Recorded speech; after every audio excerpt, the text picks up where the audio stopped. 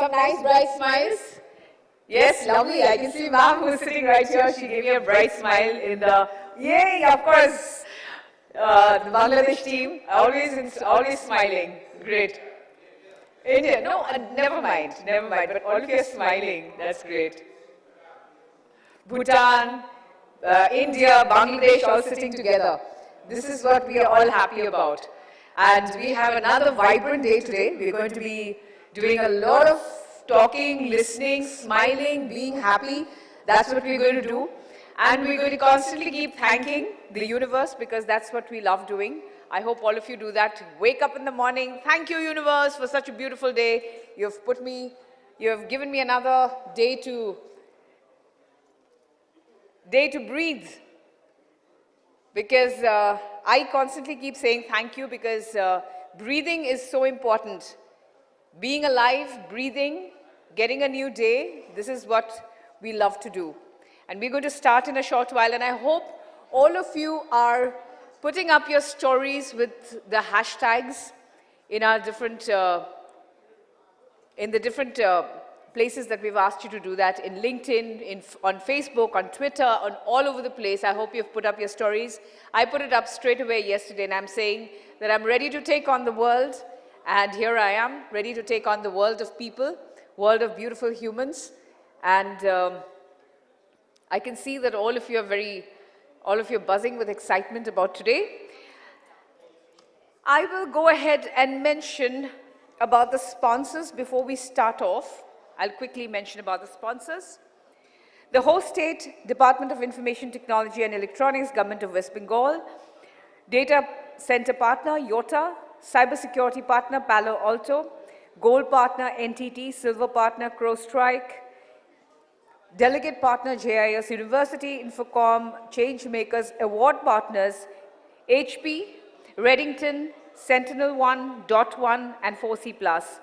Principal partner, HR Forum, Adamus University, CIO and Security Forum, EY, co-host, STPI, session sponsor, Cybalt, digital transformation partner, TCB Digital, CISO session partner, ACOPS, hybrid cloud partner, SIFI, learning partner, Arch Global, education partner, SNU, IT space partner, Infinity, Spotlight session part by Ambuja Neotia, startup forum co-partner NDH Go, associate sponsors Tata Communications, Dhruva, DCC Services, Barracuda, Pinnacle Infotech, Sigrite, PowerGrid, associate partners, teachers, HRFI, admissiontree.in, IEEE ComSoc, community partner, Infosec Foundation, supported by TAI Kolkata, NASCOM, CIO Club, SARC Chamber, refreshment partner, Jia Bharali Tea Cafe, and radio partner 91.9 Friends FM. We thank all our sponsors for making this event happen. Please don't forget to connect with us on Facebook at Infocom Connect, on Twitter at Infocom Connect, and of course the hashtags Infocom 2022 and the Age of Changemakers and Changemakers 2022. We will start in a very short while. Yes?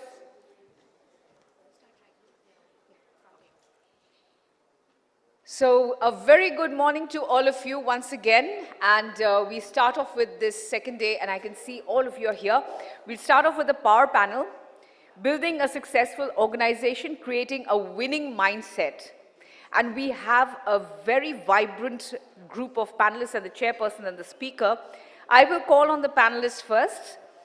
Mr. Kulmeet Bawa, President and MD, SAP India Subcontinent. May I request you, sir, to kindly come onto the dais and take your seat. A big round of applause for Mr. Kulmeet Bawa. Good morning, sir, and a warm welcome to you, sir. Mr. Anil Valuri, MD and Regional Vice President, Palo Alto Networks. May I request you, sir, to please come onto the dais and take your seat. Round of applause. Welcome, sir. Good morning. Vishal Dhupar, MD Asia South, NVIDA.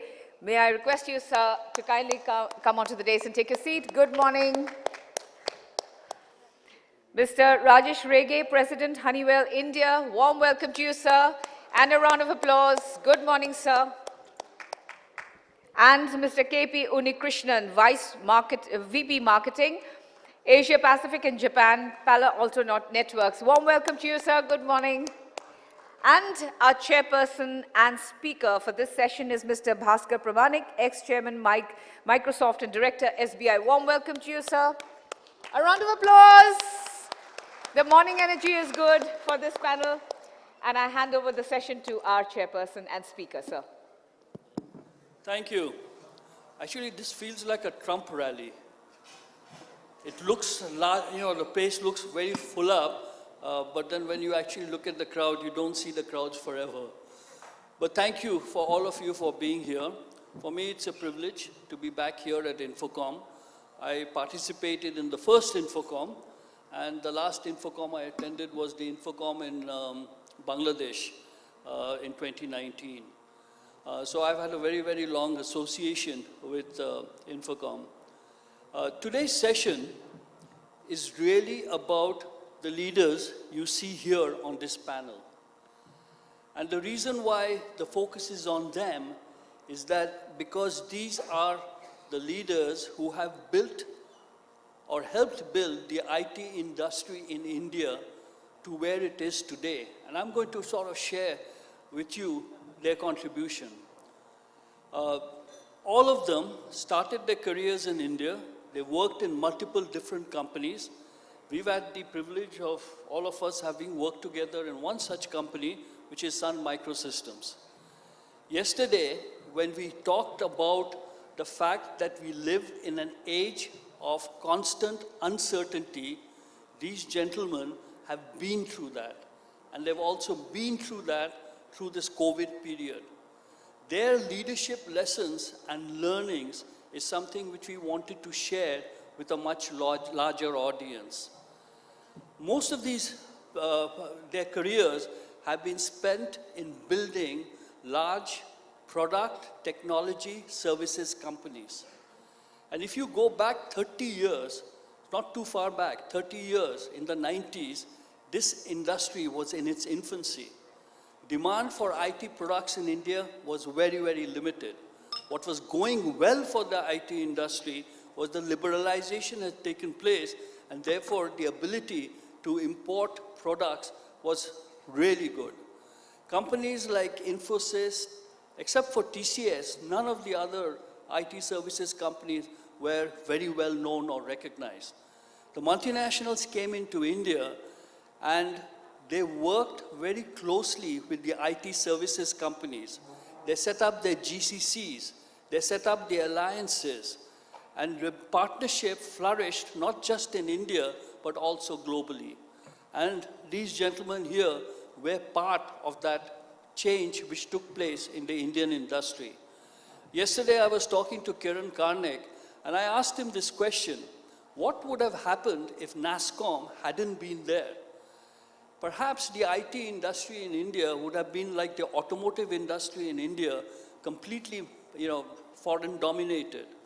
But because of NASSCOM, because of the partnership and the ecosystem they created, including with the multinational, what has happened in the IT industry that we created a separate category, which is called the IT services market. And this IT services market is now flourishing globally, and it is in a category which we dominate. So these gentlemen here were the original workers, leaders for the $200 billion IT industry as we see it today. And that's why their leadership lessons is something which we felt was very, very critical for all of you to hear. So the structure of this session is that I am going to ask each one of them to share their lessons, to share their backgrounds, their lesson, the companies they represent for about 3 to 5 minutes, each one in turn. And then we will have a question and answer session where I'll ask them a few pointed questions, and then we'll open the session to the floor. We're going to try and keep this lively, humorous, and exciting. And we really would welcome a lot more of the audience participation. So the first panelist I will turn to is Mr. Anil Valuri. Anil is It's been a long time. He's actually out besides me. Frankly, I mean, if we were just counting the number of years of experience which the panelists have, it came to slightly under 200 years. If you add me, it will most probably be about 300 years. But Anil is the next most senior person. He's had long stints in DCM Data Products, in Digital Equipment Corporation, Sun Microsystems, and currently, NetApps, and currently, he is the managing director of the world's foremost cybersecurity company, which is Palo Alto Networks. So Anil, would you like to share your experiences and also your leadership lessons? Thank you, Bhaskar. It's a privilege to be here. And under your leadership, this whole panel, this is deja vu. I mean, whole life I spent working for you. So firstly, I'm extremely grateful and a lot of gratitude for getting into the IT industry by default. I didn't know when I got into my career that I would get into IT industries. I got a job and that was happened to be DCM, selling calculators and then computers. But little did I realize at that time there were only 3 companies in India selling computers, which is DCM, HCL, ORG and so on.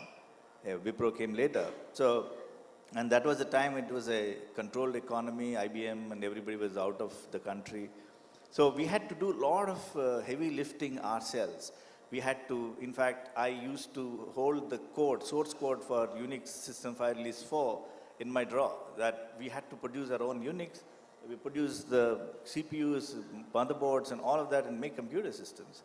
So that was the start, and it was a journey that when the elections were just about getting into, the cephologists were getting into the play, the railways were building out the railway reservation systems and so on.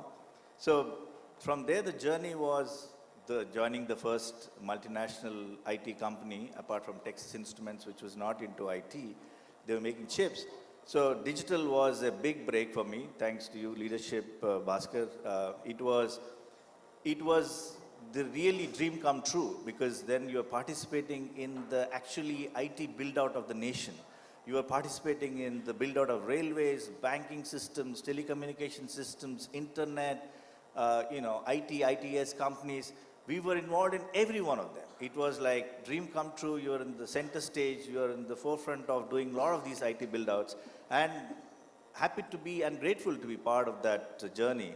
And then, in digital, then in Sun, it was all about promoting Unix. I think I will take some part of credit for promoting the whole Unix operating system and the Unix-based systems into the country, where we avoided the whole mainframe, cycle, and we had developed large systems, whether banking, for telecommunications, so on Unix systems, and that was great. Again, front row spectatorship for me.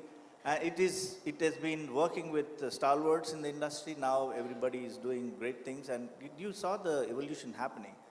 And so, to my mind, and now coming back to the cybersecurity through the whole in between the NetApp journey and the Google journey, and now Palo Alto, it's been always keeping pace with the technology, keeping pace with the trends, keeping pace with what customers are looking for. And to my mind, the core of success, at least for me, is all about focusing on people, right? People is the cornerstone, and that's the one which binds together the organizations. And leadership is all about driving the culture locally. You may have great culture abroad, and if you don't drive it locally, you could have a very different set of narratives here. So it's all about taking the culture and running it locally and creating that tone and tenor and walking the talk. So it's all about being openness, having meritocracy, doing things. Integrity, to my mind, again, has been very strong cornerstone, which got imbibed in the value systems from Sun, from NetApp, from Google, from DEC. That's the cornerstone. Do it with integrity, do it with passion. And finally, customers are at the center of every conversation. The reason why a lot of my successes have happened is because if you put yourself in the customer's shoes and think what they would be looking at you from the other side, you will get a lot of answers. It's not about our story to the customers, it's about customers, how they look at us. So people and customers, to my mind, has been has been the reasons why it has been a successful journey, and I thank God and thank you and a lot of leaders. Had the fortune of getting mentored by some of the finest leaders in the industry, and you pick a lot of good things. And it's not, you don't read it in books, but you have to practice it. So that's been one. I think the journey has been wonderful so far, and I continue to be, technology is all about life. Basket keeps saying technology has got a life of a banana. It goes stale very quickly.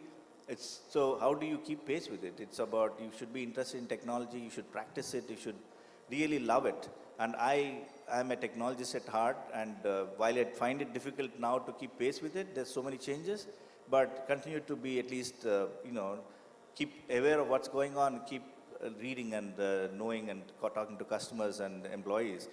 The last, I think I would give as the reason why I've been successful is because of my people. So my mantra is simple: hire people better than you and you look good, right? You surround yourself with great people, all your inadequacies are covered up. So that's been my mantra. So have great people around you and you look good. Thank you, Anil, thanks.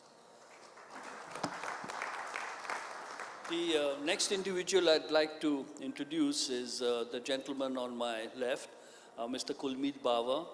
Actually, he's started his career as an army officer. He was in the Armored Corps for 10 years.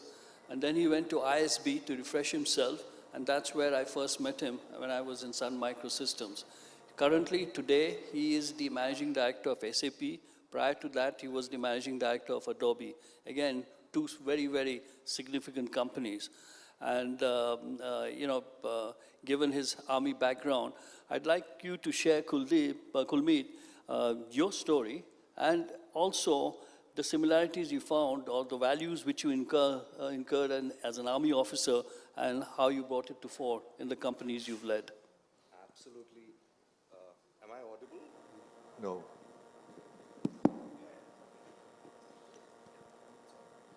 Hello, am I audible? Yes, I am. Okay, so thank you, and firstly, thanks for teeing it up so beautifully for all of us, Bhaskar, as always. So I don't think you would have ever underdone yourself, if I could say that.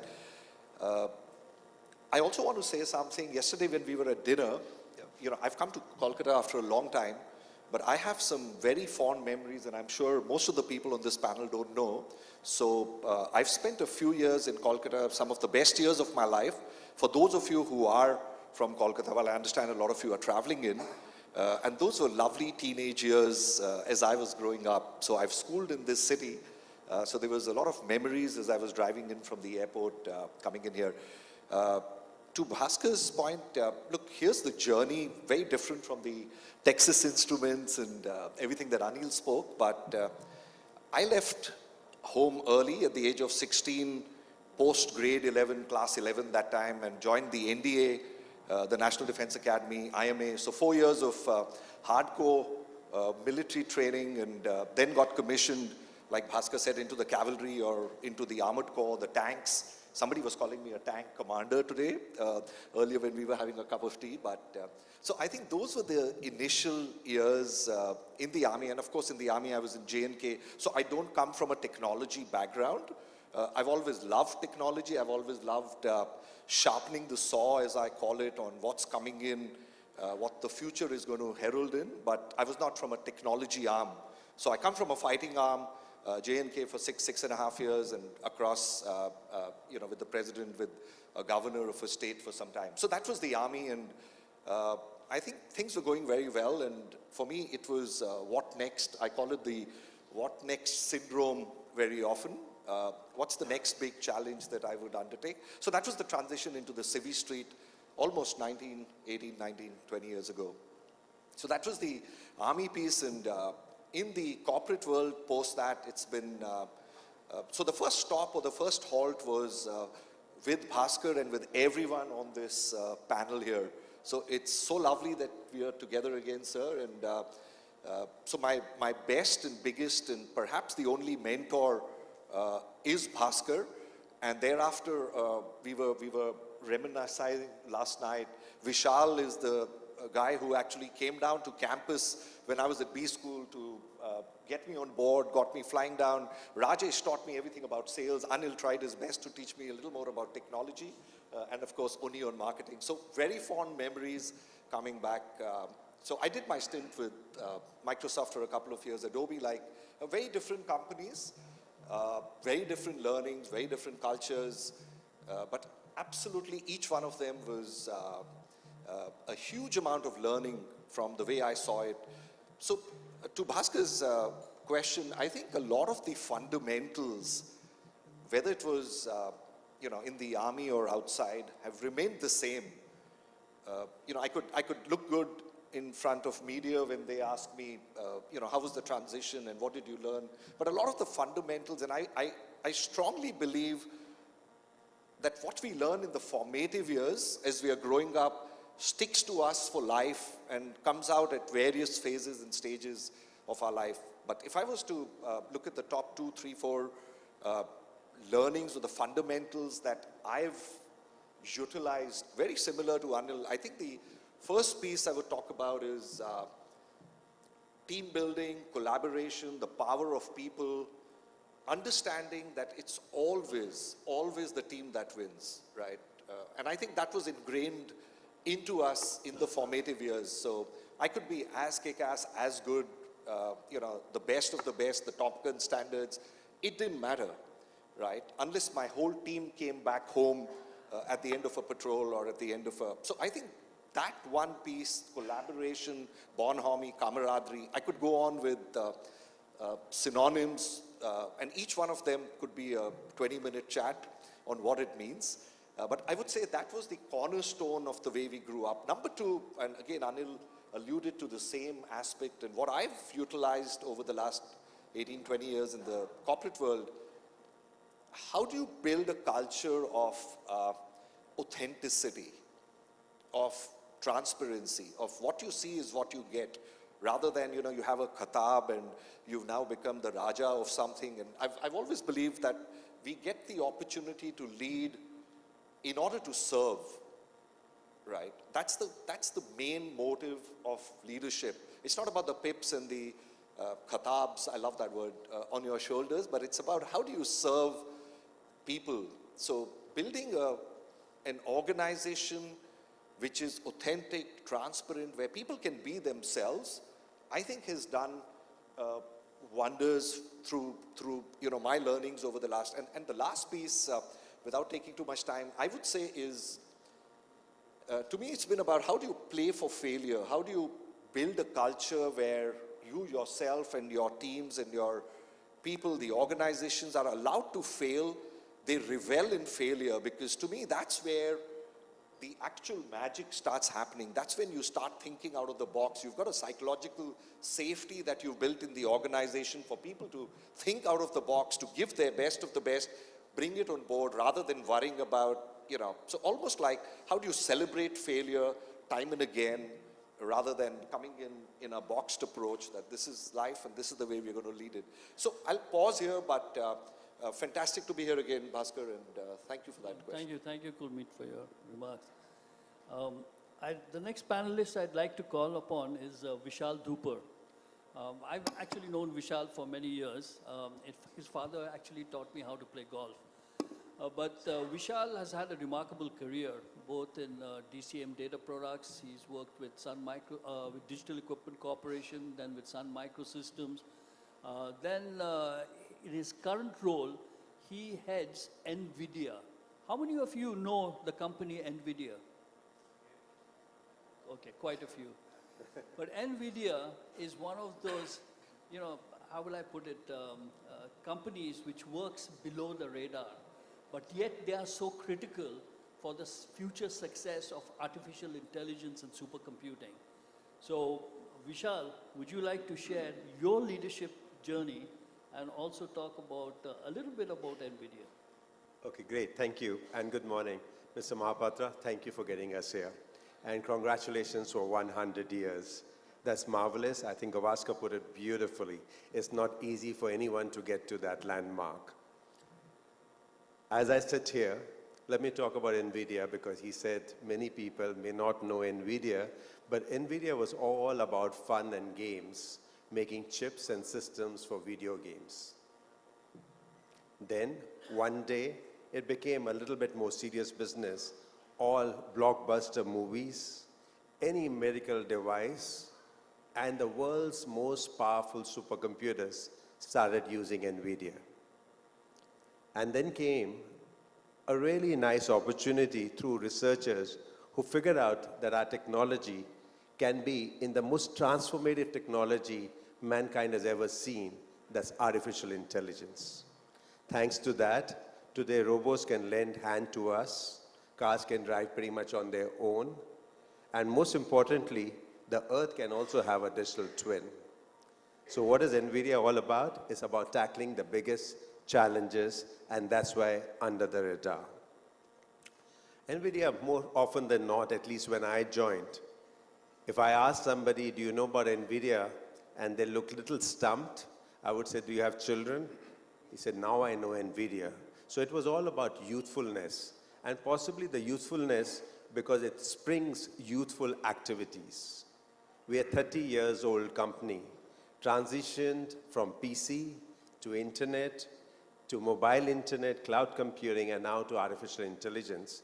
And our founders had certain insights which became the fabric, the foundation, why the company is what it is.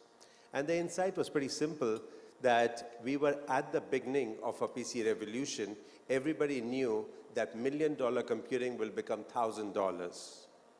But they had an insight that it's wonderful to have computer on every desktop, on every laptop, but will we be able to survive?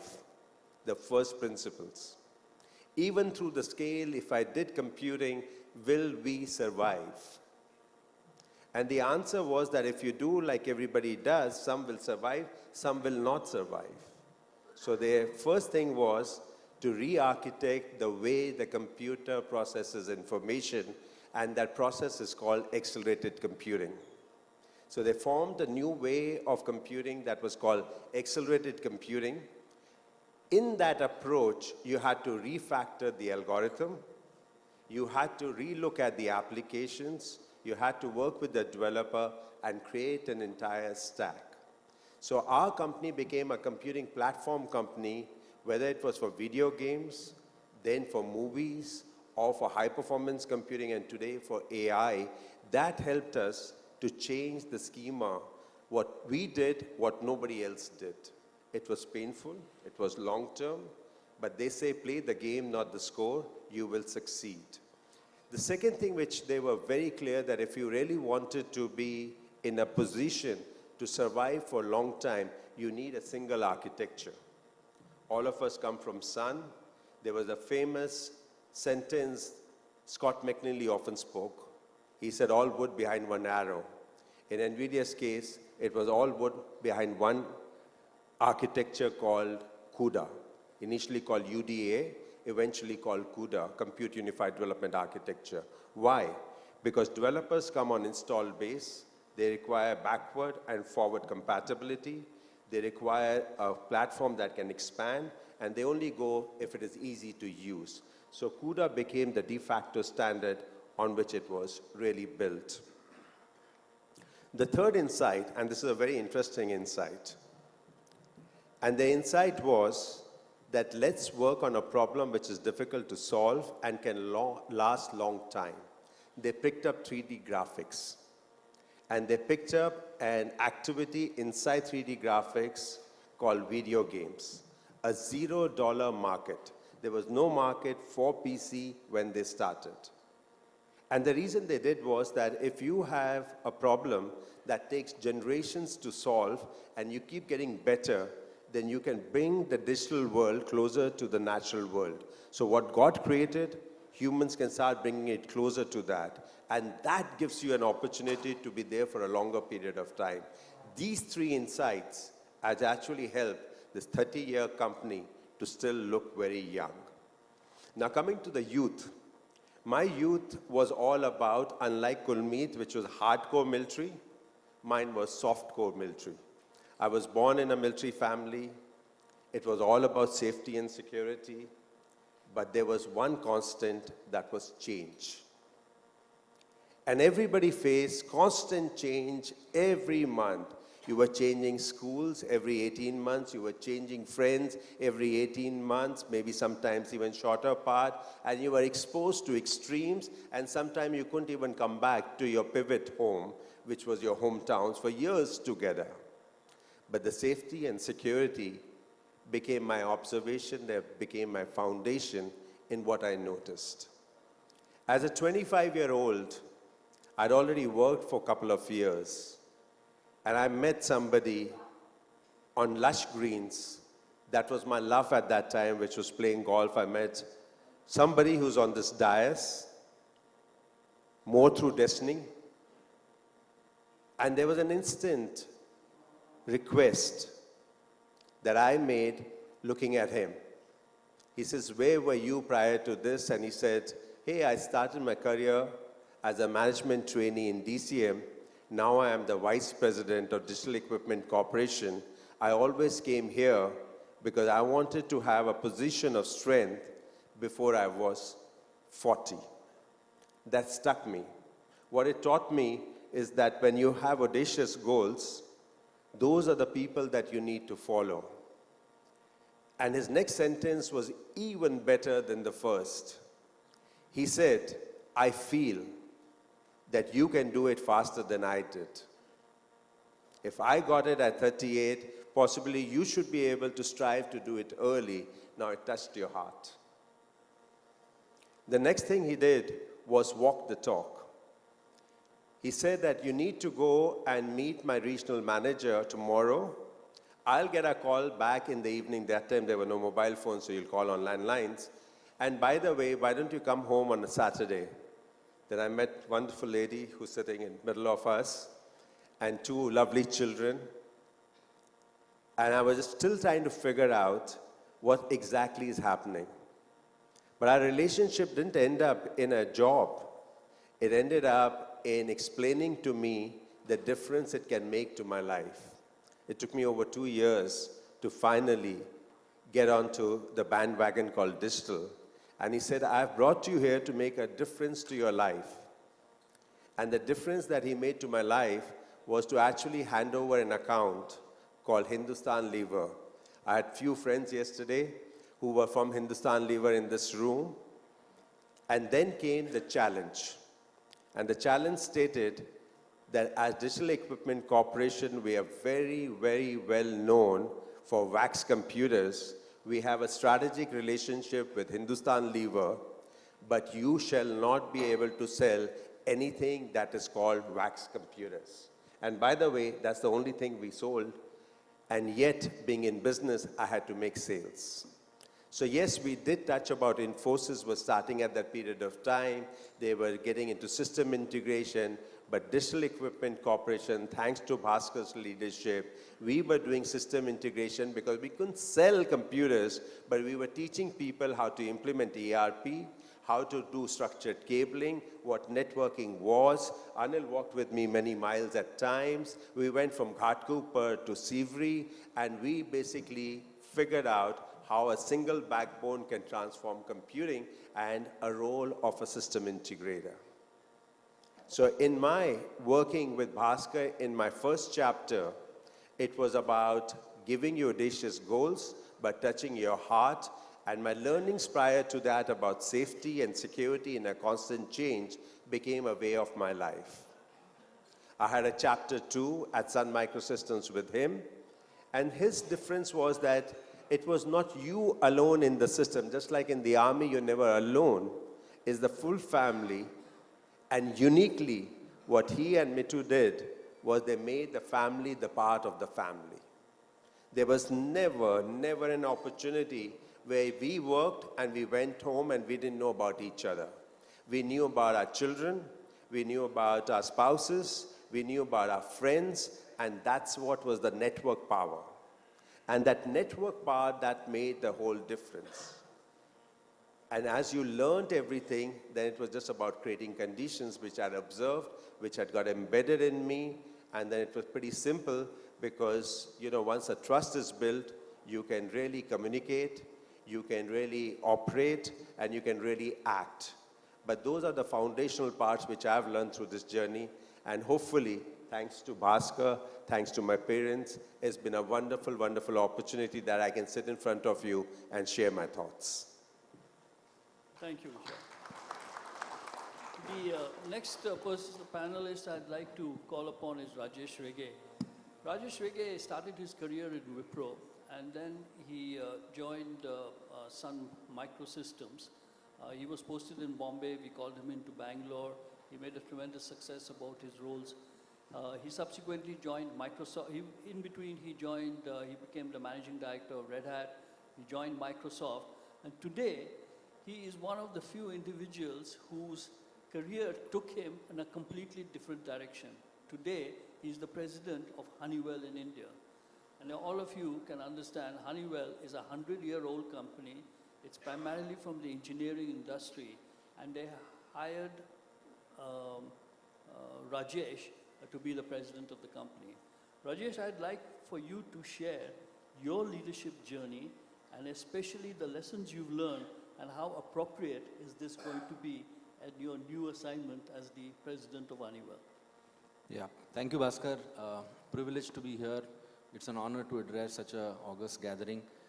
One of the advantages or disadvantages of coming so late in a panel is that all the interesting lines and interesting stuff has already been said, right?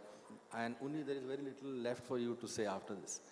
But for me, like Bhaskar called out, I made a significant pivot from the IT industry into Honeywell, and I will come to the Honeywell part in a bit. But my journey in the IT industry has been shaped by my stints in 3 or 4 companies. Sun Microsystems, which was a systems company, servers, storage, operating system. At the end of the 10-year stint there, and Sun got acquired with Oracle, I was thinking, what do I do next? And then I said, okay, I have not done any element of networking. And so there I moved over to Cisco. And after networking was over, let me do some software, and which is where I moved over to Red Hat to run open source for India. And then since open source was done and dusted from my personal learning perspective, right, let me go back to the citadel of technology in one way, which is Microsoft, Azure, Office, etc. And then I realized that the entire stack of technology from servers, storage, networking, operating systems, cloud, pieces have been done. So for the next challenge, I decided that let me move on into a completely uncharted field, which is Honeywell. Now, the journey in the tech space, right, when you move from companies to companies and move from, one piece of technology to another, you realize that there has to be a significant learning, agility that is something that you sort of constantly keep alive inside of you. Right? When you go from one place to another, you need to onboard a new culture, you need to meet new people, you need to understand a whole new set of technologies. What you know from outside in is very different looking from inside out. So you need to spend a lot of time inside trying to understand products, solutions, issues and challenges, how the market perceives you. You go out there, you meet customers, you meet partners, you take on a role of a learner. Right? You find out who is the person who understands a given subject the best, and that person could be perhaps 3 levels lower in the organization, but you look at him as a teacher and you say, hey, look, I'm coming in new here, I do bring a certain set of skills and capabilities, but on this subject, you are my teacher, would you sort of invest your time and effort in trying to bring me on board? And I have done that repeatedly at multiple times, and as I was sort of coached very earlier in my career, a good leader knows when to follow. You need to identify who people are, who bring, significant skills, capabilities, and competencies, and then you sort of make sure that you learn from them, and then you leverage them to drive the best results possible. So learning agility is very important. It is also important to have a growth mindset. When you move and transition from one company to another company, the culture changes, the expectations change, leadership, changes. So how do you sort of take the skill sets that you have and repurpose it into the new environment? What do you do to sort of try and create an accelerated impact in those environments? And that becomes, part of the learning agility that I called out, but also of a growth mindset. New place, let me shed the old baggage, let me keep the good memories and the good associations from the past, but let me figure out what can I do in this new space. So those are the couple of things that, have helped me at least, in the tech landscape. And when I transitioned into Honeywell, they played a very critical role. I'll come to that.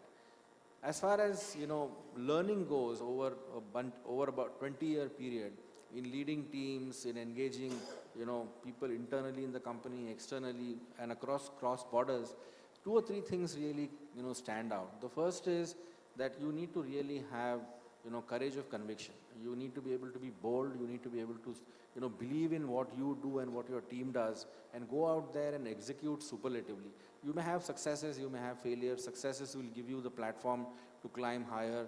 Failures will give you the opportunity to analyze what has happened and what has gone wrong, and take lessons from it and course correct and move forward. The second learning typically is in terms of authenticity, right? Unless and until you bring true authenticity, and Kulmeet called that out, right? You can't lead people. People need to see you for your limitations, for your challenges, for the few strengths that you have. In a given team, there are other people who can do things that are far better than you can do. You are in a role to ensure that the goodness and the capabilities and all the strengths of the team, come together to bake that fabulous cake that can go and, do wonders out there in the marketplace. So you are one constituent, you bring some skills, but you need to be able to ensure that everybody feels recognized. They see you as somebody who is, quote unquote, a sort of a servant leader, that your role is to sort of energize the team, to bring them together, get the best out of everybody and try and drive everything. And this is a learning. When I was maybe 10 years younger or 15 years younger, some of these things were not something that were embedded inside of me. You learn it as you go along the journey. You sort of bring, new experiences to bear, and you shape your thinking, you shape your experiences, and you shape the way you are. You need to be constantly open to change mentally in your own thinking and the learnings that you are bringing in. So those have been some of my learnings on the tech side. Now moving into Honeywell. Honeywell is a completely different pivot from the IT industry that I have spent a lot of time in. Honeywell is into aircraft engines, Honeywell is into process automation, Honeywell is into driving sustainability for the planet, Honeywell is into intelligent buildings. It also makes switches and N95 marks and medical oxygen and so on and so forth. So when I sort of engaged with Honeywell for this role, the question that came up was, from my side, was, hey, I understand technology, and what would I do in a company as successful and as diverse as Honeywell? And they said that we will let you know later, but you first pass all the hurdles that we have in front of you. And I did. And then I came on board and I realized that one of the advantages, one of the success mantras of a company like Honeywell has been its ability to innovate, constantly innovate, over a period of time, to create that spirit across the organization, to create the culture where people feel free to contribute, to come up with new ideas. And that is the reason why it has been around for 100 years. That is why people in the room, recognize Honeywell as a brand. It has transitioned from, being a thermostat company to eventually being an aircraft solutions company, because across the organization there is this belief that what is new needs to be onboarded, and what does it take to onboard and conquer the new is the spirit of innovation, getting people aligned and driving collectively in the new direction. And when I sort of recognize that in today's world, they say that everything eventually is going to be software, right? So Honeywell, as a industrial powerhouse with multiple solutions, also has a strong software portfolio. It generates a lot of data across all the solutions that it brings. What do you do with the data? How do you analyze it? How do you do predictive modeling? All the buzzwords of today, AI, ML, etc., right? And my understanding of the software piece and the new world, right, was a piece that could add a differentiated value in the new company. And when I into Honeywell, when I went into Honeywell, I realized that I need to be a learner again. I need to understand what the company does, what the purpose of the company is, what do I sort of, need to invest in learning, ramping up on all the products and technologies. But what are the few things that I can bring to this relationship?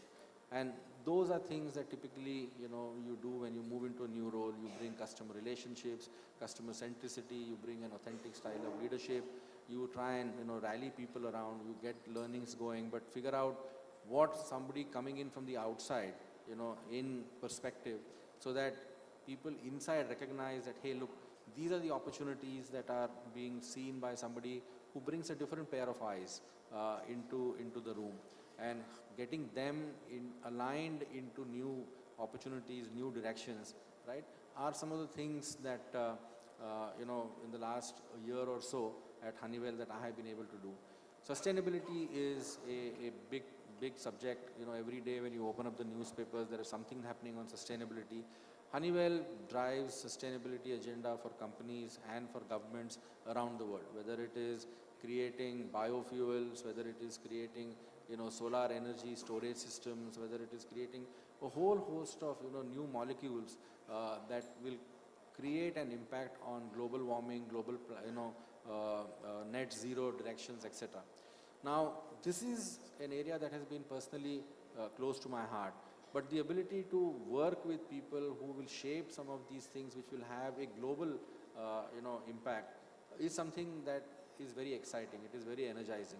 It gives you the opportunity to play your part in climate control, in getting a collective, consensus going on what climate change can do and the solutions that are required to sort of reverse or at least stabilize that. So those are some of my journeys and my experiences. Needless to say, people on this dais and a whole host of others, I have had the opportunity to hold their hands and get their counsel as we progress through life and through multiple companies. Bhaskar has been a constant across multiple years in hand-holding me, especially in being a sounding board on career choices and how to navigate change and how to navigate the challenges of new assignments. So hopefully some of these resonate with people in the audience here. So let me hand it back over to you, Bhaskar. So now, Unni, it's your turn. Unni is actually the youngest amongst the panelists here, and he's got a mindset which is heavily focused on innovation, especially in the area of marketing and marketing communication. For him, I think in every one of his role, where he stood out is in terms of innovation, but also in terms of helping building the culture of his organization. He was with Sun Microsystems, and currently today he's the head of marketing for Palo Alto Networks, whose CEO you heard yesterday, and he heads their Asia Pacific marketing operation. So Unni, would you like to talk a little bit about your learnings around innovation and culture? Thanks, Bhaskar. Thanks for the opportunity. And Khalida, when you sent me that note, it took me a blink of an eyelid to say yes to be with this team over here again. And Rajesh obviously stole my thunder about saying that when you come late, you've lost most of the lingo over here, which has actually happened. But I'm going to just pick up a couple of key threads, which I think were very critical in my learning. As Bhaskar said, we were in the industry when the industry was beginning to boom. And for most of us, we were there in the right time at the right place, but it did not come easy because while the market was picking up and the industry was picking up, there was a lot of education and change management that was required. And if I look at across a common theme, which I personally valued working with this team for many years, working with many of the folks over here, is the ability to resist, ability to challenge the status quo. It's the ability to be resilient and work when there's a massive issues about change coming in. And that's where you have to start thinking creative. That's where you have to start thinking disruptive because, many of the organizations that I've worked for in the past were sometimes early in their business or sometimes their products or lines of function which the market was not ready. And if you were in a situation like that, as many of us were, it was very easy to get disillusioned and say, you know what, business is not going to take off, or it's a startup, or we are in a great technology and a great company where the market's not ready, so let's give up. And I think what we learned over the last many years is to how do you constantly challenge that? And our fundamentals or my fundamentals on many of those areas was you need to understand the business, you need to understand every single line item of what you're planning to do, think beyond the function that you are in. And the moment you get your grasp on that, that is when you will start understanding how do you kind of get newer things in. Whether it was things that we were doing in marketing, whether it was things that we were doing as a business, many a times the companies that I have worked for in this part of the world have done things which were beyond what the global organization had wanted.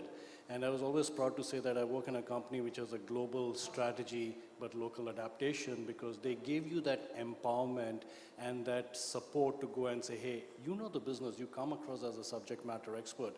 You are in that part of the world which we think you know better, go make it happen. And that leads to my other important point, which was our learning was all about culture. That will not work if you are the lone person trying to drive that. It's very important on how you build a culture where you're allowed to fail. You build a culture where you know the market is changing rapidly. It's about the agility. So you should have people who feel empowered to take the right business decision. Because if they think it's a job that they have to come in at 9 o'clock in the morning and leave at 5 o'clock in the evening, and nothing wrong with that, sometimes the problem that comes out of that is you're just doing a job. And my learning always has been that a job is secondary, it needs to be a passion. And whenever you are passionate about something, however tough the world is, however big challenges you have in front of you, you are able to break it. And even if you don't break it, because success doesn't come every time, you don't feel bad because you have made the right attempt, you've given it your 200%, and you also know that you're fleet-footed and agile enough to pick yourself up and get things moving faster. And you drive that with everybody in your team. And that, again, comes from a very strong cultural standpoint. I mean, the company that Anil and I represent is yet another great example. We came into this market 15 years back. We started our operations in this part of the world about 9 to 10 years back. And the first fundamental pushback was, firewall? We don't need firewalls. There are enough of firewalls in this market. Fast forward to where we are today. Radical change. And I'm not saying it happened because of a couple of individuals. It just happened because the company believed in it. It hired the right people. It empowered the right people. It brought in the culture to drive that. And I always tell this to my friends and colleagues that one thing that keeps me going in this company, I'm the first 500 employees at Palo Alto Networks way back 9.5, 10 years. We have 14,000 employees today. What keeps me going over here is the culture that we seem to have built, that when we were in Sun, we had that same thing, right? You are going to challenge the status quo. You are empowered to make things happen. You've got to be disruptive. And while you do all of these things, you need to build that culture by which everybody thinks about you as one team with one vision and one goal. And we are confident that somebody is looking after your back, because it's not about somebody failing and people jumping onto you. And I think these are some of the key learnings which really bind us together and that really brings the best out of us.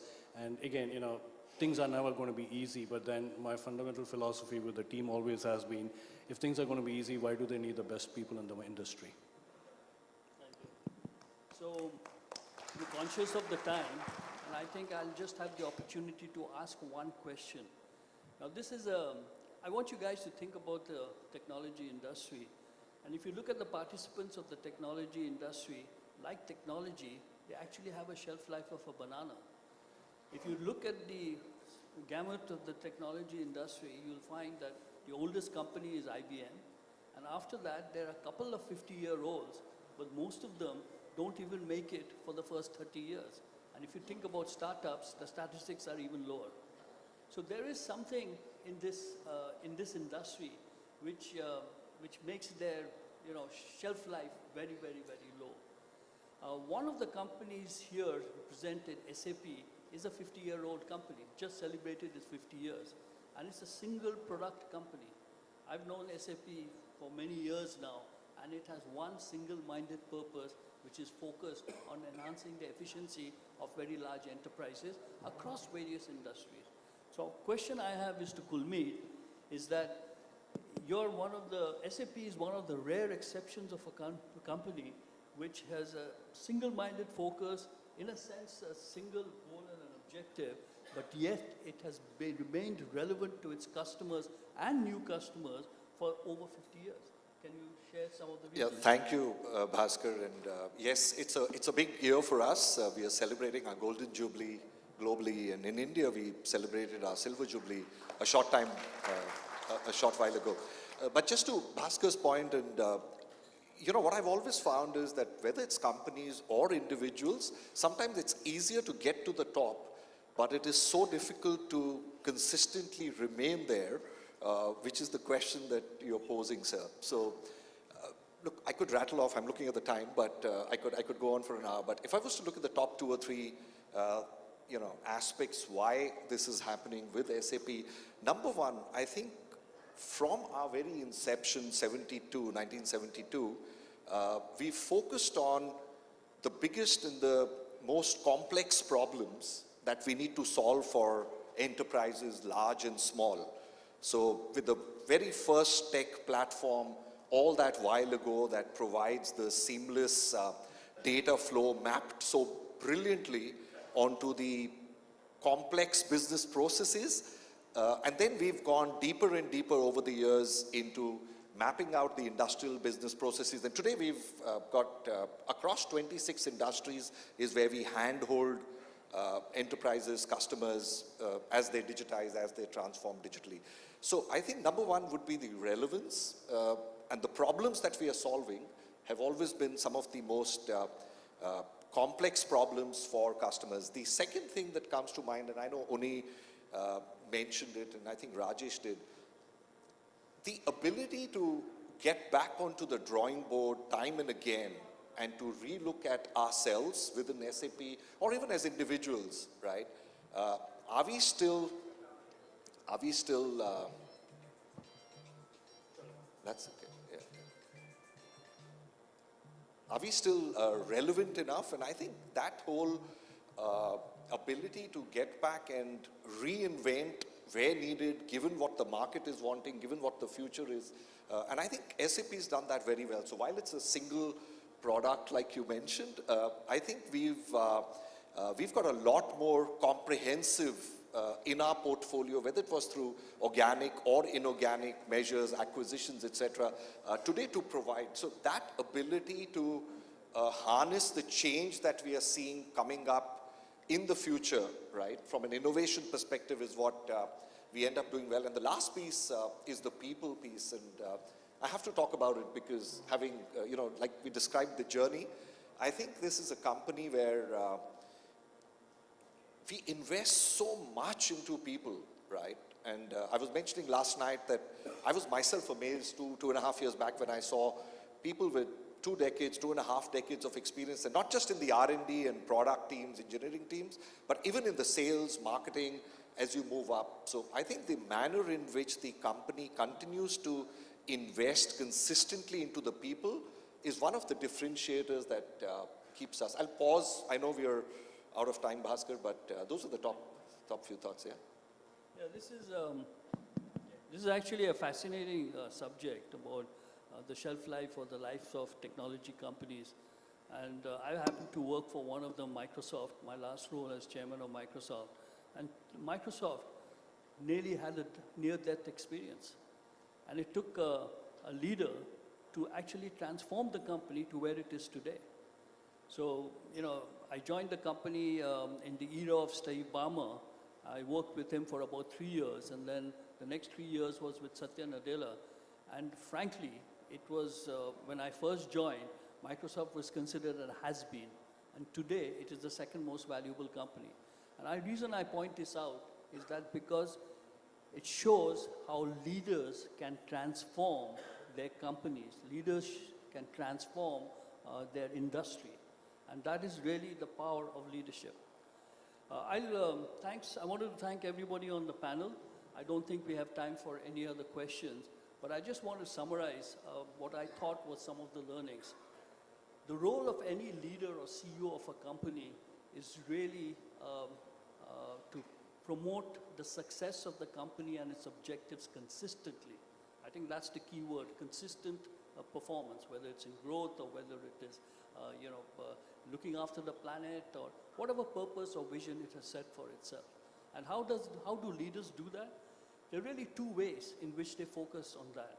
Number one is what I call collaborative engagement. Collaborative engagement is all the culture, the vision, the mission, the purpose of the company, and it's primarily focused on values and culture driven by leadership behaviors which enable people to do what they're supposed to do without anybody telling them what to do. It's amazing what culture can do, and I've seen that in all the different companies I work for, where people feel empowered, go out and do the right thing without even having to come back and ask for permission. So collaborative engagement is critical. It's what I call the glue of an organization. It binds the organization together.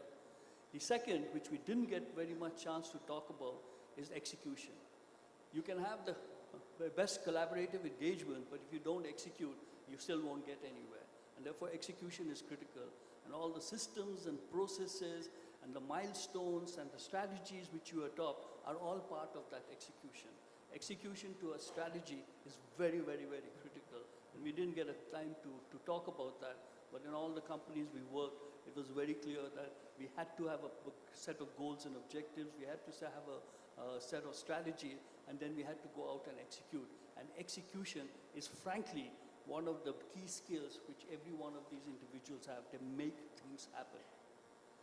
I'll close with just some gyan, and you've heard this from here.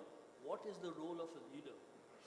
There are three roles for a leader. Number one, a leader provides clarity. And you heard that yesterday also. In times of uncertainty, what did the CEO of Palo Alto Networks tell his people? We create certainty for our employees so they can go out and make things happen. That's the power of clarity. And leaders provide clarity. Number two, leaders provide energy.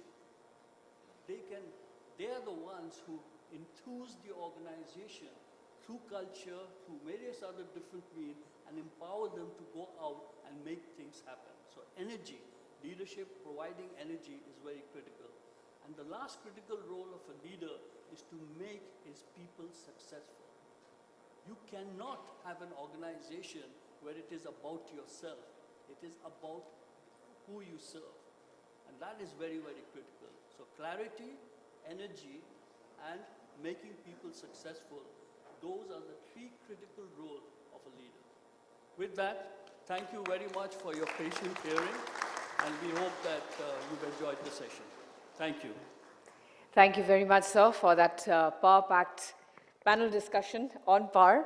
And I would now like to request Mr. Pradipta Biswas, CFO of AVP Private Limited, to kindly come forward and present mementos to the moderator and speaker, and also to the panelists. Thank you very much, Mr. Bhaskar Pramanik.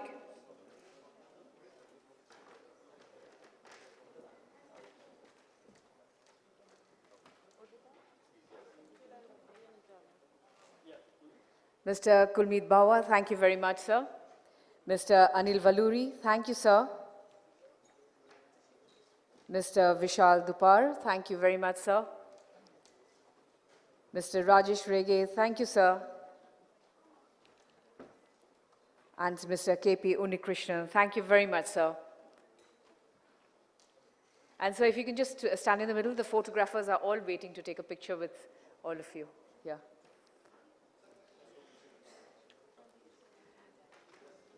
Mr. KK Mahapatra wants to... Yes.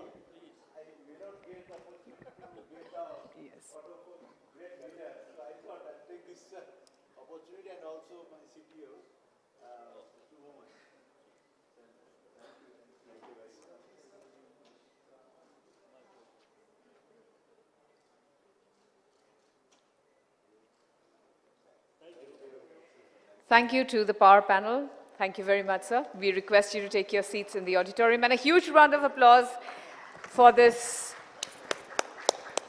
panel on power. Thank you. Yes,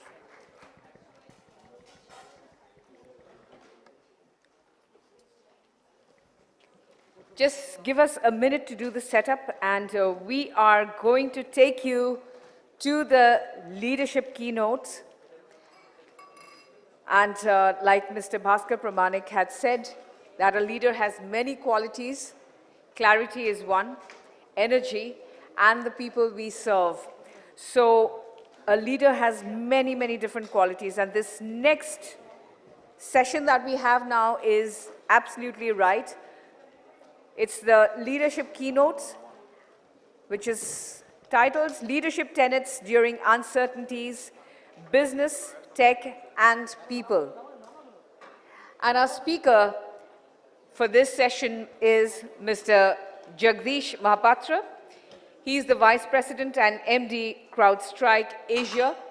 And it'll be an absolute pleasure to hear him speak on leadership tenets during uncertainties, business, tech, and people. Ladies and gentlemen, put your hands together for Mr. Jagdish Mahapatra as I welcome him onto the dais. A huge round of applause, please. Where are the applauses? Thank you. Good morning. Morning, sir. I'm just going to set up.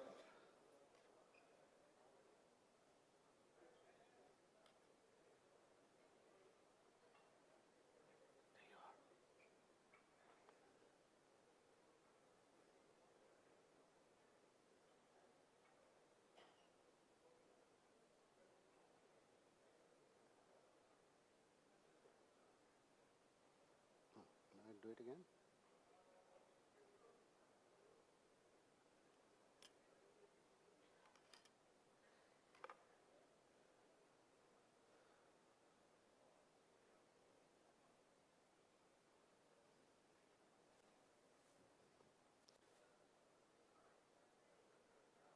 Good morning again. What a scintillating panel discussion. And I was just telling Vishal that the panel has already said everything. I'm just trying to think now, what should I talk about? I live in Singapore for last 7 years. And if I were to make you all feel good, in the East India Company days, Singapore was a small branch run from Kolkata. Just I thought I should make you feel good, okay? Calcutta or Kolkata now holds a lot of, lot of emotions for me. I used to travel here as a student. I studied pretty close by at Rourkela. In my professional days, I've come in here quite a few times. And one thing I've learned that in Kolkata, you get a lot of emotions. You get a lot of debate. You get a lot of intellectual conversations, apart from music and movies and literature. So I've learned one thing: don't ever come to Kolkata and tell them about something, because I don't know what does Kolkata doesn't know. So I was thinking, what should I talk? I mean, all my life, let me tell you what, I've grown up in the days of 70s and 80s, where we were taught to love maths. So I'm a STEM guy. All my life I worked for tech companies, and I've told that if you master maths, that holds key to your success in life. So, I worked for Cisco for a number of years, great company, learned how to scale a business from X to 100X in India. Then I ran McAfee for a few years, and then I chose to move to Singapore. And for last 4 or 5 years now, I work for a company called CrowdStrike, joined pre-IPO, took it to IPO, and then obviously we made CrowdStrike the most valuable cybersecurity company in the world. First one to break the 50 billion barrier in cybersecurity, 60 billion to 70 billion. So the whole journey has taught me one thing, okay? I wish my teachers or my guides then had told me to learn a few more subjects. Maybe history, maybe mythology. By the way, I come from Puri. I was born there. I've spent a lot of time in the Puri temple, and I know what it means when you draw in the stories. So that's always inspired me. But I wish I had loved history then. So I'm trying to study that a bit more. So what I'm going to do, to be safe, is I'm not going to talk about technology at all. You guys know it all. You've been hearing that for the last 2 days. I'm going to talk about my experience, my journey, because then I know I'm in a safe zone. You're not going to debate with me. That's my journey, my story, right? So let's stay on this. First off, let's go back to the most historic point in our history. Anybody's favorite book? Somebody loved Michael Crichton in his prime days? Any show of hands? No dinosaur lovers here? Yeah? He was my favorite author, but I'm not putting it up because he was my favorite author or it's one of my favorite books. What is fascinating here is, at one time, in the Jurassic Age, or the Mesozoic Age as it's called, the age of dinosaurs, this species dominated the planet. 700 to thousands of them, different shapes and sizes. By the way, interestingly, the largest one was a vegetarian, not Tyrannosaurus, so get your facts right. So vegetarians can be huge and voracious as well. And every time I look at them, that they look like they will stay in this planet forever. One moment comes in and it changes their destiny completely. Read the book because it'll tell you a lot more about what happened. Michael Crichton is a legend. The way it almost felt like he's seen them through growing. But I'm not going to talk about dinosaurs today, so don't worry about that. What I want to talk about is, let's come back to our world. What I say, a few names, I put them in the Jurassic Park, and I call them the Lost World. And I'm careful when I put these names up, because I know I might hurt some feelings here. Because some of these were iconic brands. Who would forget Nokia? Did anybody here have a Nokia phone in your hand at one point in time? Show of hands. Literally everyone. BlackBerry lovers, show of hands. BlackBerry lovers. From Obama to Kylie Jenner, I don't know, you talk about all the influencers, they loved that device. I used to love. I actually lost it when I then moved on to iPhone, okay? So look at these brands. One of them I worked for, by the way, is McAfee. And then I look at saying, and the way I do the test is, I go back to the Gen Zs, because they're the ones we're going to be employing more, we're going to be working with them more. So I go back to a Gen Z and say, have you heard about this brand? If the answer says no, then it tells me it's already gone to the Jurassic Park. We had a bunch of people talking about NVIDIA, 30 years old company. Honeywell, 100 years old company. SAP, 1972 formed. I realized that's the year I was born. And then Microsoft. Bhaskar talked about how Microsoft came out. So some companies managed to go out, get out of that zone, and last forever. Some just don't. And then when you scratch in and see, is it technology? Did they not have a great technology? Did they not have a great vision? Any of these companies you thought didn't have a great purpose or vision? My view, they had. The vision was never the problem. The problem was something else, okay? And I'll come to that in a minute, right? And you can think of any of the brands you've loved in India that don't exist anymore. So I promised you a little bit of mythology. You heard from Devdutt Patnaik yesterday about lots of things that connects, but for me, I'm going to take you not to Puri Temple this time. I'm going to talk about a place I visited a while back when I was traveling in Greece. There's an island called Crete. I don't know if anybody's gone to the Cretan island. There's a story of Ariadne's thread. Is anybody familiar with the story of Ariadne's thread? Show of hand. That makes my job easy, okay? So, as always, it's a story. It's their story. You're going to stay with that. Don't ask the logic. In Greek mythology, never ask the logic, okay? But it's a piece of complex story. This is King Minos, who used to rule Crete Island. Pretty powerful. He was a son of Zeus. Zeus is Vishnu equivalent of Greece, okay? So big deal to be a son of Zeus there, huh? So he obviously was and he was the worshipper of Poseidon. It's like praying Shiva. Now, when you pray your deities, you got to also look after them. So he promised Poseidon that if you fulfill my wishes, I'm going to give you offering of a bull. He didn't fulfill his promise, so obviously his deity was angry, and he cursed him that your wife will fall in love with a beast and actually give birth to this creature that's called a minotaur. A minotaur was a half man, half beast kind of and he had to live with it because that's come out of his wife's womb. So what he did was to save himself from humiliation, put him inside a prison. I'm going to talk about the prison in a minute. And the problem was, Minotaur was almost like the Bakasur story you heard yesterday. He had to be fed. So he had to send people inside that Minotaur had to consume.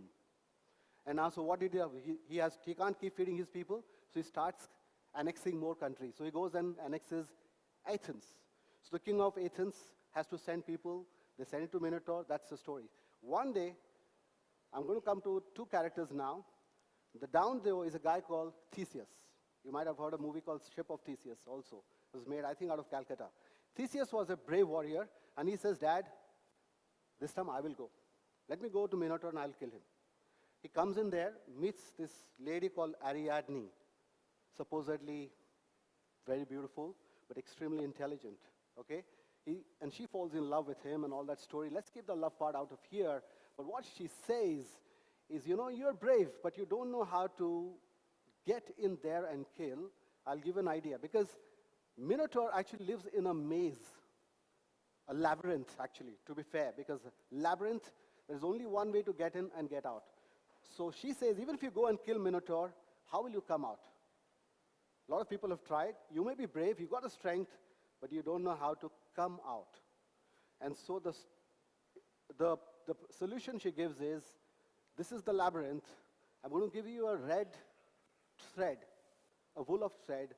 Take the thread, tie it at the beginning, follow the thread to go, kill the monster, and come out following the thread. That's the story of Ariadne's thread. And Theseus follows that, manages to come out. By the way, after that, it was not 1942, a love story. It was something else that didn't happen. A lot of things didn't go as per plan. But the moral of the story is, we all have something called as Ariadne's thread that keeps us back to our foundation, helps us manage our adversaries, manage our challenges. That's the psychology we need to come back. So the challenge I want to talk about is, for an organization that we work for, whether your own company or you work for another company, what's our Ariadne's thread? That's the one that will outlast us. That's why some people outlast and some don't.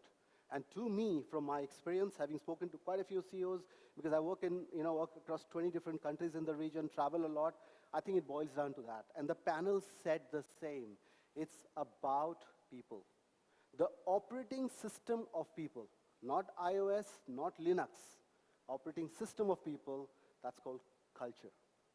If that's there, then the right people will be there to help you through the transition. And I'll come and make some points around why it gets important. Now, I'm a sales guy, okay? That's what I've done for my life, okay? And one of the things, I don't know how many of you have read this law or not, it's called Price's Law. You can read it. 50% of the result is always generated by the square root of the size of the team. When I started CrowdStrike, we had about 5 people in the whole region of Asia. Today, we've got about 500 people in India. We've got another 200, 300 people in other parts of the region. And I look at the math saying, are all 800 people contributing to equal at the end of the game? It's never. So the math here says is, if you've got 10 people, square root of 10, that one person will probably be doing you 50% of revenues. Those who are in sales will get it. It's always a challenge. And I'll tell you how to break that code from my learning. It's hard, by the way. It's hard. It's a lot of mentors. Devdutt yesterday has been my mentor for a long time. I owe a lot to him because every time I'm confused, I go back and say, Devdutt, give me a path, and he has. And so find a mentor. I've found some great ones who have helped me. And I've tried to put it down to a pretty simple framework. First off, every person is not the same. Not everybody can dance, not everybody can sing, not everybody can talk, not everybody can run. So we start to put them in our buckets of skills. We set them up for failure. So the framework I'm going to give you is, there are 6 distinct geniuses that human beings are born with. I'm going to call it out to them: wonder, invention, discernment, galvanize, enablement, and tenacity. To make it simple, I've rhymed it saying widget. Now, each of us are usually born with 2 of these geniuses. So there are 2 things we love.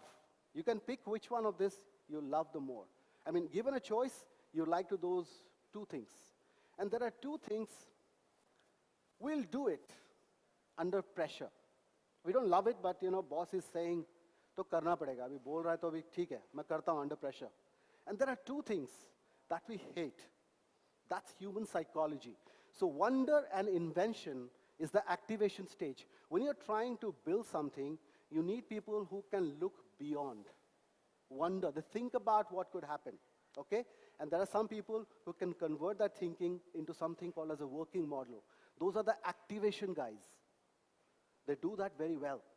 If you have right people doing activation, you'll see success. And then there are people who look at a proposal and say, I don't think this is going to work. You heard of devil's advocate? They'll come back and say, they'll find some fruitful and meaningful flaws in the model. These are people with discernment mindset. Now, if you put a discernment guy in activation stage, you're going to get frustrated because he's going to sound negative. Have you heard that? Have you had conversations when someone says something and you find like, why is he negative? He's not negative. His genius is discernment. And you're asking him to do activation. So discernment is a different genius. And then you need the next level, which is galvanizing. Once the devil's advocate has fixed it, you need someone who can put all that together. Right? This is the part where you start to get into the execution piece. All right? And then the final two pieces, which sustains it, are people who can do enablement better. So once it's set it up, there are people who run it very well. And there are some people who can work it through years of scale. Now, the point of all this framework is, if you have wrong people with wrong strengths in the wrong role, they will come out as negative, and then we lose track. I haven't found an easier model to look at the talent pool and help, and that's something I still struggle, by the way. But we end up trying to move people and make them do things which they don't like. So I don't know if that works for you or not, but this is something I found working for me. And then the whole process. I'm going to walk you through the process. I think Bhaskar and some of the leaders talked about it. There will be times when businesses will be on the top. There will be times when businesses will be down. That's reality of life. I don't think I've seen a business that over 10 years, 20 years, has always stayed on top. What starts to happen is, can we establish trust right at the beginning? And by the way, trust is easier to say. Let me just qualify when I say trust. It means bringing in vulnerability. And vulnerability are two, three different ways. There are people who come and say, you know what, you can trust me, I'll support you. That's a very predictive vulnerability. That, you know what it reminds me? It's like Bill Clinton going on the court and telling Hillary, trust me. Would you have trusted that statement? Right? People, most of the time, don't realize a predictive-based vulnerability can be seen through. People can see through. You need an honest vulnerability. There are times the leader has to say, even I am nervous. I'm feeling low. And I care about you. I understand your world more. I think that starts to establish the basis of what the team will do for next 5, 10, 100 years. Because then it starts to do one thing. It brings up the conflict. Now, conflict is not negative. Conflict is actually the resolution of truth. An organization that builds itself on predictive vulnerability doesn't establish right trust. It goes back and doesn't resolve the conflicts. Even in our personal lives, every time we realize, why is my child not understanding me? It boils down to the fact that we haven't resolved the conflict in the child. You're trying to put your values in the child, haven't understood what the child really needs. I have had this question with my daughter. I've got a 17-year-old daughter who grounds me down with this question. She takes me out for coffee. I'm not making it up. She says, okay, who's been one of a CEO you admired? And I'm not going to take a shot at anyone here. I said, Jeff Bezos. And I said, why do you like him? And I said, yeah, he's scaled businesses. Look at that. And without trying to take a shot at him, I'm just trying to tell him this is her answer. How do you feel about someone who spends trillions of dollars to go 7 seconds into the space, but cannot give 7 minutes break to his employees in the warehouse? Anybody who is the AWS lover or Amazon lover, don't. This is just a question coming in from a Gen Z. And you have to answer that. Why? Because they are the ones that are going to work for you. And their value systems are different. All right? So that resolution of conflict takes us to a mutual commitment. Because the moment you reach that commitment piece, the leader can take a backseat. Hard part. If that can happen, then accountability starts to happen. And this framework is what will keep us sustained. Now, you look at the list of companies there, let's say Nokia, I'm pretty sure if they had a culture of a person coming back and saying that the cheese has moved in smartphone to something else, that it should be looking at something else, or look at BlackBerry phone. If the BlackBerry founder had people who had the courage to come and tell him that the world is moving to a touch screen, and that you're still living on keyboard, And that the things are moving out, and if had that culture of trust and conflict resolution then the accountability have been better with the people. And you should notice one thing. The best people moved out. And that's why companies started to lose. You almost feel like it was a technology failure. In all these places, vision was in place. Purpose was not a problem. Technology has never been a problem. It's the people who leave. And this is my learning from so many years. I've worked for 30 years to tell you that is the crux beat. And if this framework is followed, people will stay. Because you know what? This is going to be my last message. I'm not a big believer of why, the purpose, vision. I love it, by the way. Don't get me wrong. I think all the great companies always have had great purpose. We've given just too much attachment to why. We should fix the who. Because when you fix the who, the what and how, they can figure out. And you think of it, we heard about SAP being born in 1972. What's SAP doing in 1972 what it is trying to do in 2023, 2022? No. Is Microsoft doing what it did when it started to now what it is doing? So it's not about vision. The vision can shift. It can pivot to a new place. 100-year-old Honeywell, you heard all that legacy. You can keep moving. But it can only move if you've got the who fixed. So if there is one message I want to give at the end of my talk, is get the best people in your minibus. Your minibus has 8 seats, 20 seats, 100 seats, I don't care. Make sure the best people are there, because then we don't have to worry. They will figure out the what and the hows. And then one last part from my side. I work for CrowdStrike. We obviously work day in, day out, using all our complex technology of a cloud-native model, using AI, ML. I promised I won't speak technology, but force of habit, and protect all our customers from breaches. Our brand promise is we protect breaches. But quite frankly, every time I have a conversation with a customer or a prospect that has been, or a prospect who is breached, it is about the human connection. You know why? Because when a AIMS hospital gets breached, it's not technology. It's a person, it's an adversary. He could be sitting in North Korea or Russia or Iran and trying to sabotage your operations. So when you have to fight humans, you have to bring humans on the front. They can use the technology. It's all about coding, but the best of the coding comes from an environment where the coders feel secure. Okay? Even in my world, when you go back and talk about people who are breached, I feel what they need at that time is human help, not technology. And God forbid if people get breached, I can tell you, as a CEO, as leaders here, you don't want to be in that position. And when I look at security as a profession, it's not technology, it's a people engagement profession. And that's what I've learned all throughout my life, right? Because when you can strike with anonymity, that's what our adversaries are doing. They're striking with anonymity because then they can get away with impunity. They can get away with impunity because you don't know who struck you. So if you have the right people in your security world, in your IT world, your Ariadne's thread in the IT world can be cybersecurity.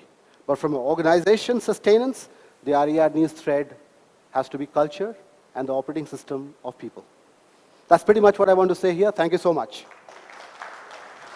Thank you very much, Jagdish sir. May I request Mr. Somnath Guha, Vice President Production of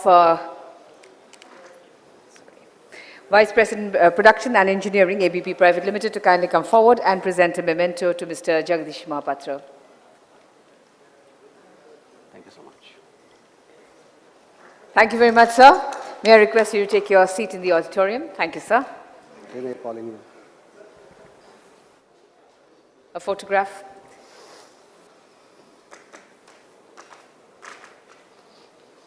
I always follow instructions. Mr. Jagdish Mahapatra has spoken at length about leadership tenets during uncertainties, business, tech, and people. And ladies and gentlemen, without further ado, we'd like to go over to the keynote, Fast Forward Digital Transformation with an Edge to Cloud platform. And our speaker for this session is Mr. Ranganath Sadasiva, Chief Technical Officer, Hybrid IT, HPE India. We're just taking a few seconds for the setup and we are good to go for this keynote.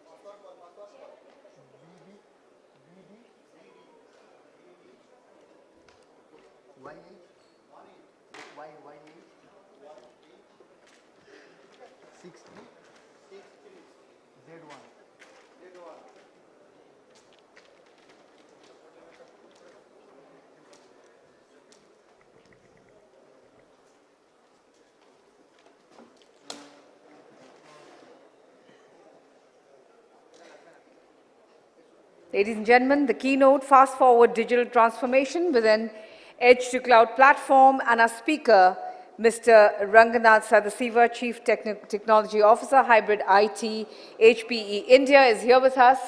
Please put your hands together as I welcome him onto the stage. Mr. Ranganath Sadasiva, sir.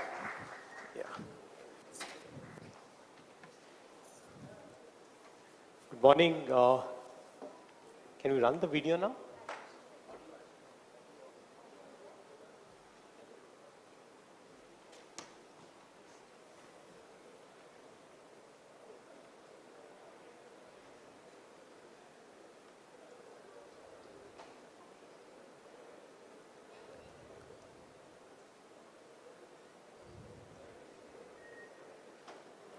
It's okay if it's not happening.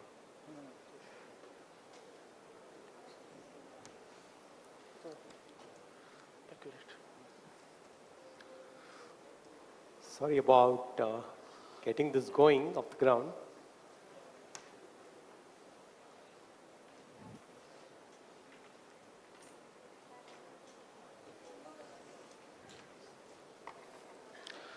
Let's skip the video. Let's skip the video. Let's go to the presentation. Okay.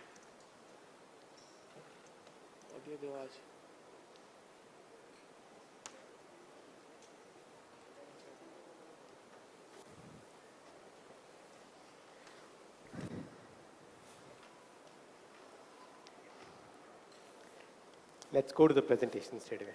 Forget this. बाद में कर सकते हैं आप जो.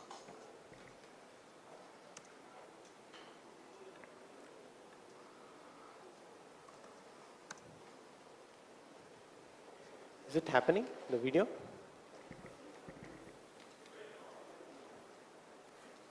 Okay, can you stop this and get the presentation going? This is not happening. It's playing now, okay. Oh, okay.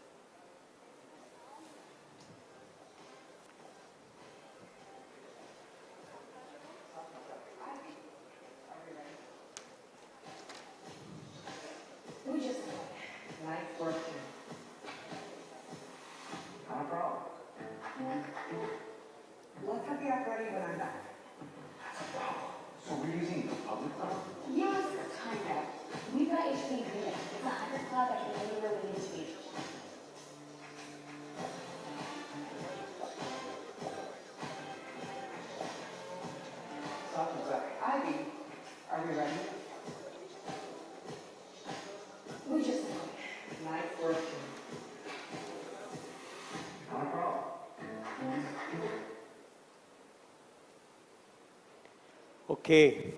Good morning. My name is Ranganath Sadashiva, and I'm from Hewlett Packard Enterprise. I do the work of evangelizing technology here. And I'm going to speak to you about fast forwarding your digital transformation, right? If I were to kind of tell that digital transformation has really kind of kicked up gear the last 24 months, you guys would say, we all know about it, right? There is nothing new about digital transformation having an impact across the globe as well as India, right? So what I want to do is really touch upon the topic of digital transformation, but speak to you about our experiences in terms of how this transformation has really happened, right? So that's what we want to speak to you. If I look at the transformation journey in organizations today,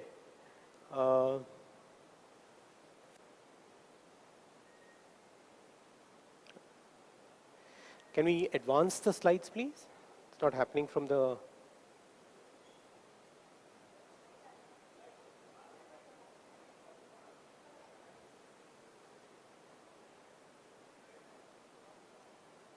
Let me keep speaking to you on this. So as we see transformation really taking gear, one of the things that we see is that there are certain people who have actually advanced this transformation and taken a lot of benefit, right? That is typically about 2 to 3x kind of growth that they have seen within their own organizations and from where they were before pandemic and after pandemic, right? That's the significant growth that we have seen. But the story is not about the people who have done very well. The story is all about the people who have tried this effort and have not been very, very successful, right? At least from an India perspective, I know the awareness around digital transformation is significantly high. When I'm speaking to enterprise organizations or to SMB organizations, the level of know-how that they have around digital transformation is something that's really, really at its pinnacle, I would say. In comparison to other organizations, other countries in the globe, I think we are far ahead in terms of that understanding. But most of the organizations still feel that they're held back on this, and that's where we see this divide, right? So when I'm looking at why there is this kind of a divide and what's really causing this divide, we see that a lot of organizations feel that they don't have the right kind of data to drive this transformation, right? They see that you need to have a data-driven organization, data-driven entity, data-driven charter, but they don't have it. That is what is creating this huge divide that we see in the marketplace today. And these leaders who have done very well in the marketplace know one mantra for sure, right? For them, data is the life's force.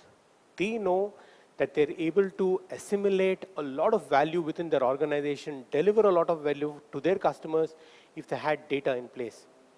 To me, data is so important today, you could think of diversing anybody in the world today, but not data. All organizations will have to marry data and ensure that they are benefiting out of it. What did they do with all of the data? Some of them have been able to deliver a richer experience, be it the way they have collated data at the edges, be it the way they have transformed their entities by delivering an experience through connectivity to understanding the customer, a customer 360 program. Several of this has been put together to deliver that experience. Some of them have been able to do with making faster decisions, your ability to interact with a given customer problem, your ability to interact with the business problem with data-driven organizations and data-driven entities is much superior in comparison to others today. You could be in a city and you could know the city very, very well, but today if you say, I'm coming home in 30 minutes, you're essentially basing that on some form of data. Your experience of knowing the city really doesn't work. Some of them have used it to find nuances of businesses where you couldn't really figure out what had happened. So that is where seeing around the corners, kind of getting insights into what needs to happen from data has really happened. So this is what the leaders are saying. But we need to look at what our customers who are finding it difficult to digitally transform are saying to us as well, right? This is our experience. This is what we hear a lot of our customers really speak of. One is your ability to synthesize two things together. You know, I see a lot of entities here. Your ability to have your own existing IT infrastructure and the promise of the new age infrastructure that's there, or infrastructure or solutions that are there, how do you cohesively bring all of that together is one of the big thoughts that are there. How can I effectively break those silos? How do I ensure that there is a different experience that comes through? The other question that we typically hear is about data itself and the volume of data. You know, I and you are responsible for generating this data, but we crib about data in person, right? But how do I put that much of data into action, whether it is for gaining insights, whether it is from a compliance perspective, whether it is to be more effective on the field? How do I put all of that together is also a bigger question that I use. The other element is your ability to deploy whatever you have, data and applications. I mean, those are the two front ends of your organization. Wherever it is supposed to be, the business demands data to be available at the edge. The business demands the data to be available in the cloud or anywhere in between. It is our responsibility to ensure that we back data and applications, right? You know, how do you do that? That's one of the cruxes that we see here. And, you know, for us, as we understand this, any transformation that is led without data in front or data-based transformation not being the point, they've had issues, right? They have had bigger issues in actually realizing their enterprise goals of digitally transforming. The leaders have used data very, very effectively to transform.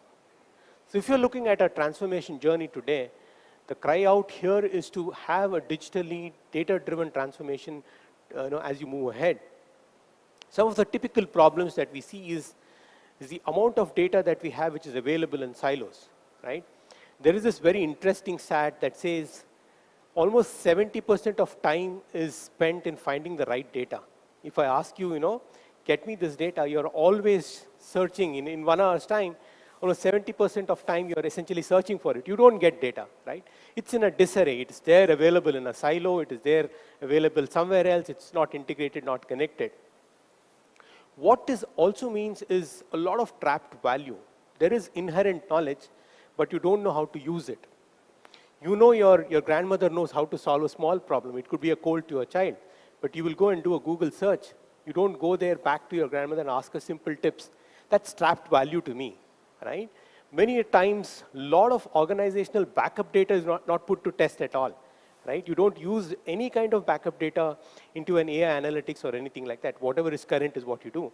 A classic example of saying how it is trapped value.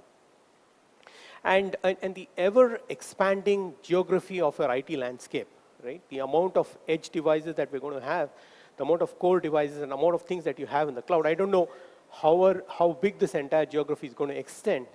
How do you essentially get data across the board, and ensure that you're using that for gaining your insights, gaining your whatever, in terms of utilizing data, I would say. As I speak, there is this tendency of the edge becoming very, very heavier.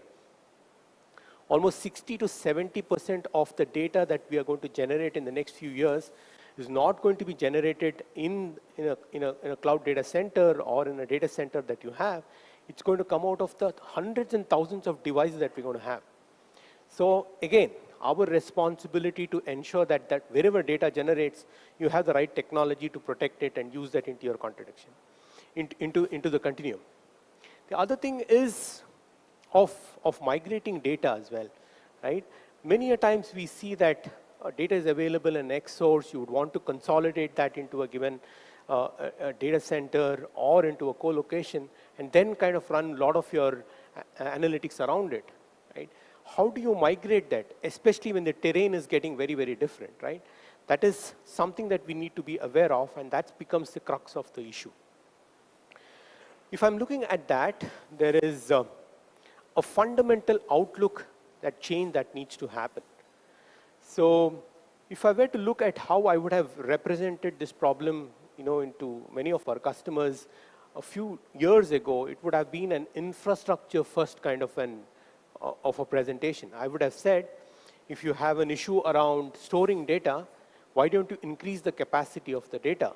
How don't you increase the number of storage devices that you would have? Essentially throwing storage at storage or compute at storage to solve any one of the problems. The landscape was all infrastructure first. But one of the things that we need to realize is move from infrastructure to data first. You're not focusing on the device that stores the data, you're focusing on the data itself, right? Your data can be needed by people who are doing it for analytics. Your data might be needed for people who want to cut a channel when a transportation truck is moving out. So this is how data has to be available in various types, sizes, different personas, right? So you'll have to focus on how you can deliver all of this data. You'll have to focus on how this data can be analyzed. You'll have to focus on how data that was there really is put into the pot for analyzation. Remember, data, to me, it is more like steam, right? When it is very important, when you boil steam, if you don't capture that and distill that data, it just evaporates. So data also is very contextualized and time-driven. So the essence of getting an insight is also an essence of getting it in time, at the right place. So, focus on data means that you will essentially look at data in a very, very different way, right? From our perspective, we see 5 important tenets across data that you will need to kind of incorporate in your organizations, right? Data is a core asset and that you should control. So I think we all understand data is very important, but do we act on it? Do we have control on it is the question, right? If I have to have control on it, I have the ability to utilize data wherever I generate that and incorporate that in enhancing my business. I'm able to control that, whether it is here on the cloud, on the edge, whether it is in whatever size or shape, I need to have the control around it. Data, again, is everywhere and you should have it available so that you can access that as quickly as possible, right? So given the landscape again, you're essentially seeing a variety of devices being connected to your organizations. The terrains, the types of data that you're going to have is going to be very, very different. Can I have that ability to call for that data whenever it is needed? That 70% analogy that was talking of will become even more difficult as you move ahead. So, what can you do there? Data has rights and sovereignty, right? We're talking of ransomware a couple of presentations earlier, right? They have rights and you need to protect your data from ransomware that's possible or for compliance itself, right? The kind of data sovereignty laws that we have is varying from time to time and we'll have to put all of that together and ensure that data has the right kind of rights and sovereignty. The other aspect is the availability of data. The more you see your own entities today, your apps and data are traversing across to and fro, right? A transaction in a bank starts from a phone, but hits a core server there. So it's moving data from an edge device to the core. You could do some analysis over a period of time, which could be a SaaS application that's on the cloud, right? So it is, again, I would say, call it a responsibility of all organizations to ensure that wherever data and apps reside, you go and responsibly handle it. It's not that, if you get it to the data center, I will kind of secure many things. It's your ability to do that across the board. Data is multiple, disparate operating models must be unified, right? So any conceivable device that you have today has some form of data, right? Whether it is a chip, whether it is a phone, whether it is a playing station, et cetera, right? You need to have an operating model that enables all of this data to be available to you and your ability to control that, right? So these are the 5 principles of modernization as we see. And it's kind of driving the new age world, new operating model. So some examples of where this has been really put into play. You could reflect back to the 5 principles that I said. When you're talking of core asset control, we're talking of FIS as an example, where they're transacting close to about 80 billion transactions worth about $10 trillion. And this is happening across the board. What are they doing? Their ability to understand each one of the transaction and put transaction value to that is a classic example of getting your core asset and getting that under control. The other is making it accessible across the board, right? We are talking of Seagate as an example, which uses several images in a given day and ensures that the entire manufacturing process is more efficient. Then we're talking of data has sovereign rights. Again, one world line rather, essentially unifies multiple collection points together and creates one single sovereignty or sovereign data that the organization can use. Here where they're talking of different types of POS devices that comes into play. Then there is Zenziac, right? The tagline of Zenziac is going to zero as quickly as possible, right? It is essentially an autonomous car company backed by Volvo, and they do a lot of autonomous calculations together, right? They have created an industry of getting data, where you're capturing data, synthesizing data, enabling data. So it is industrialized so that there is nothing missing in that, right? So their ability to do that is a very important stuff. And within HP as well, we have kind of demonstrated this as we went into a new age IT system in the last couple of years. So classic examples in terms of how you do that. And from how they did that and how you do that, from an HP perspective, we have emerged as that company that enables this hybrid journey across the board. We are a company that delivers edge to cloud capability for your organization, right? Wherever you are having your premises, whether it is data or apps, we have the ability to synthesize all of that and create a platform that enables data-first modernization. The question is how or why, right? From our perspective, we imagine the cloud experience to be yours, right? It's not to be typically bound by whatever experience that we had. Cloud technologies, public cloud technologies have been around for a period of time now. What is the evolution on top of the cloud technologies today? We've had several, I would say issues when you're talking of public cloud, whether it is security, latency, and those kind of things. How can I evolve beyond that and get the cloud your way, right? So we imagine that world where we can unify your cloud experience and deliver that to you. We imagine that experience where you can look at your data and control your data the way you want it, right? You're not actually searching for the data. You're able to bring data points together. You're able to collaborate, use data for analytics, insights, whatever the story may be. And we would also fast forward a multi-gen IT. Nobody, most of organizations would have something that's on-prem, something that's already available as this generation. How do you incorporate all of that together and move ahead?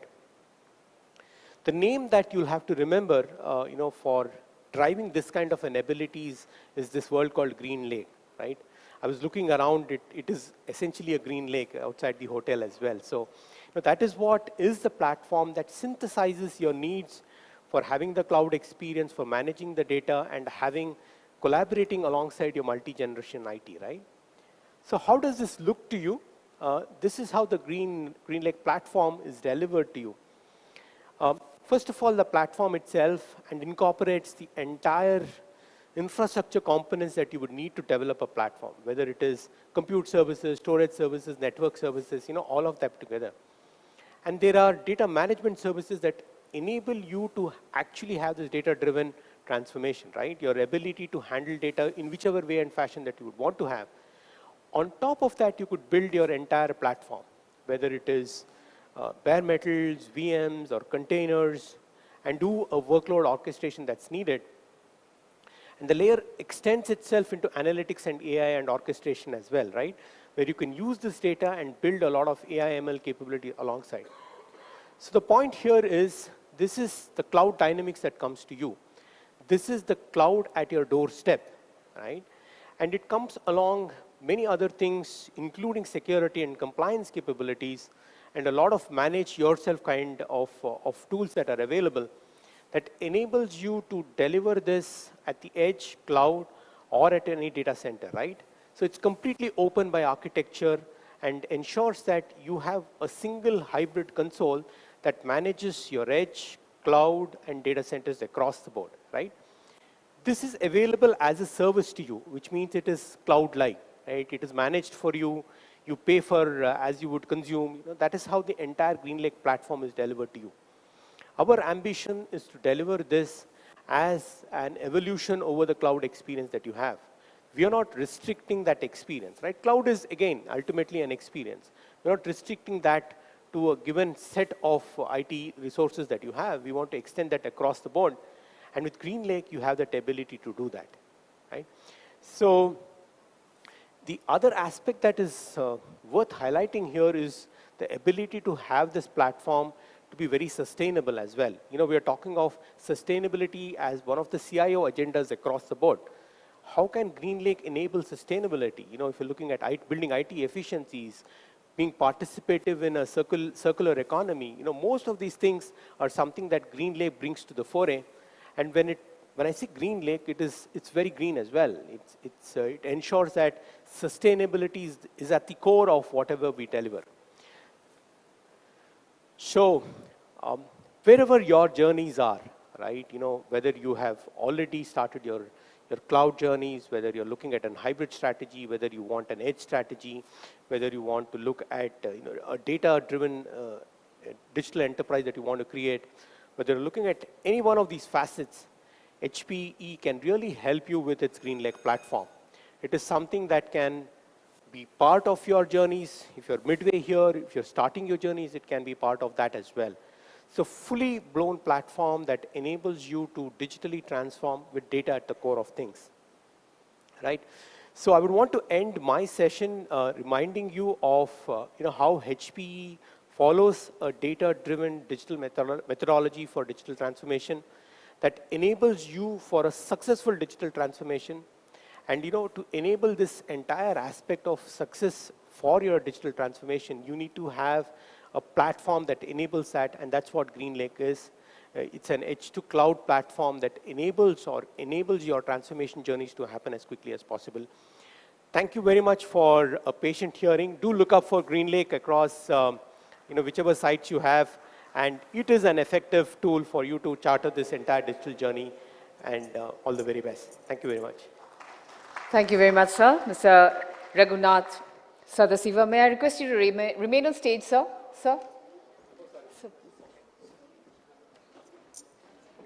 And I will request Mr. Somnath Guha, Vice President of Production and Engineering, ABP Private Limited, to kindly come forward and present a memento to Mr. Raghunath Sadasiva.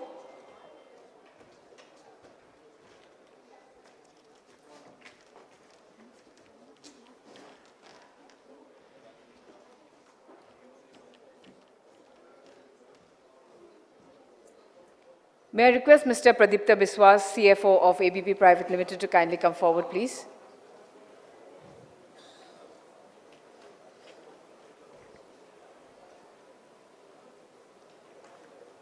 Thank you very much. Thank you very much, sir, for this very interesting session.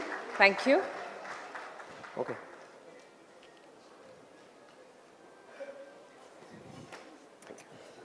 Thank you, sir. Well, ladies and gentlemen, how many of you here would like to have a hearty laugh after lunch? Can I see you? Yes, of course, ma'am, I know you are going to be. Yes, definitely. Okay, I just see a few hands. You don't want to laugh? None of you want to laugh? None of you? I know you want to smile, but of course. No, you don't have to pay for it. It's absolutely free. It's absolutely free, and especially for you, for all of you to have a hearty laugh. So after lunch, post-lunch, we have something very special. There's a stand-up comedian who is coming, and all of you should have great fun. So please be here, book your places and be here. Ma'am, you don't have to pay a single penny for that. You just have to be here and laugh your heart out for free, okay? So we are going to go on to the CIO panel now, and it's connecting automation to business challenges. And we have an amazing panel of speakers. The chairperson and the moderator is very sorted. He came to the backstage and said, we are all ready, we are all here. And the panelists are Mr. Sarajit Jha, Chief Business Transformation and Digital Solution, Tata Steel. We're just doing a little bit of the setup. I'm just calling out the names so that all of you can come in. Mr. Abir Banerjee, National Business Manager, Aruba, Mr. Sanjay Prasad, CIO, RPSG CESC Power Group, and Mr. Burra Vamsi Ramamohan, COO of Power Grid Corporation of India. And our chairperson and moderator for this session will be Dr. Debabrata Das, Director of IIIT Bangalore. Ladies and gentlemen, put your hands together for this extremely powerful CIO panel that we're going to have now. And I will hand over the session to our chairperson and the moderator, Dr. Debabrata Das. Thank you. Welcome, sir. Can you switch on the mic? Mic. Sir, sir.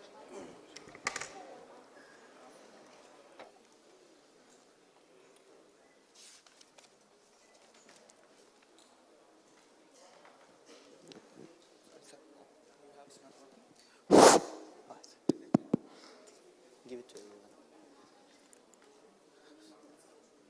So, we'll start.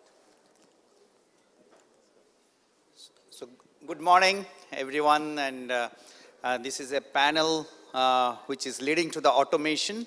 As you know, all this digital world has been ultimately boils down to the automations of the business. And these automations will only happen when multiple areas has to converge and then it will be successful. In this regard, I want to congratulate ABP Group for their centenary functions, and thanks to ABP for organizing such a wonderful Infocom event. And along with that, this panel, which is one of the important areas relating to the automation. I want to thank Mr. Dhruv Mukherjee and also Mr. Khalida for inviting all of us. And with the panelists, I will quickly introduce each one of them. Left side of me is Mr. Sarajit Jha, who is a Chief Business Transformation and Digital Solution from Tata Steel. And then in his left is Mr. Abir Banerjee, National Business Manager and from the Aruba and HPE. And beside him is Mr. Sanjay Prasad, who is a CIO of RPSG and CESC Power Group. And they are mainly in the, as you know, in the generation and also the distribution. And also beside him is Mr.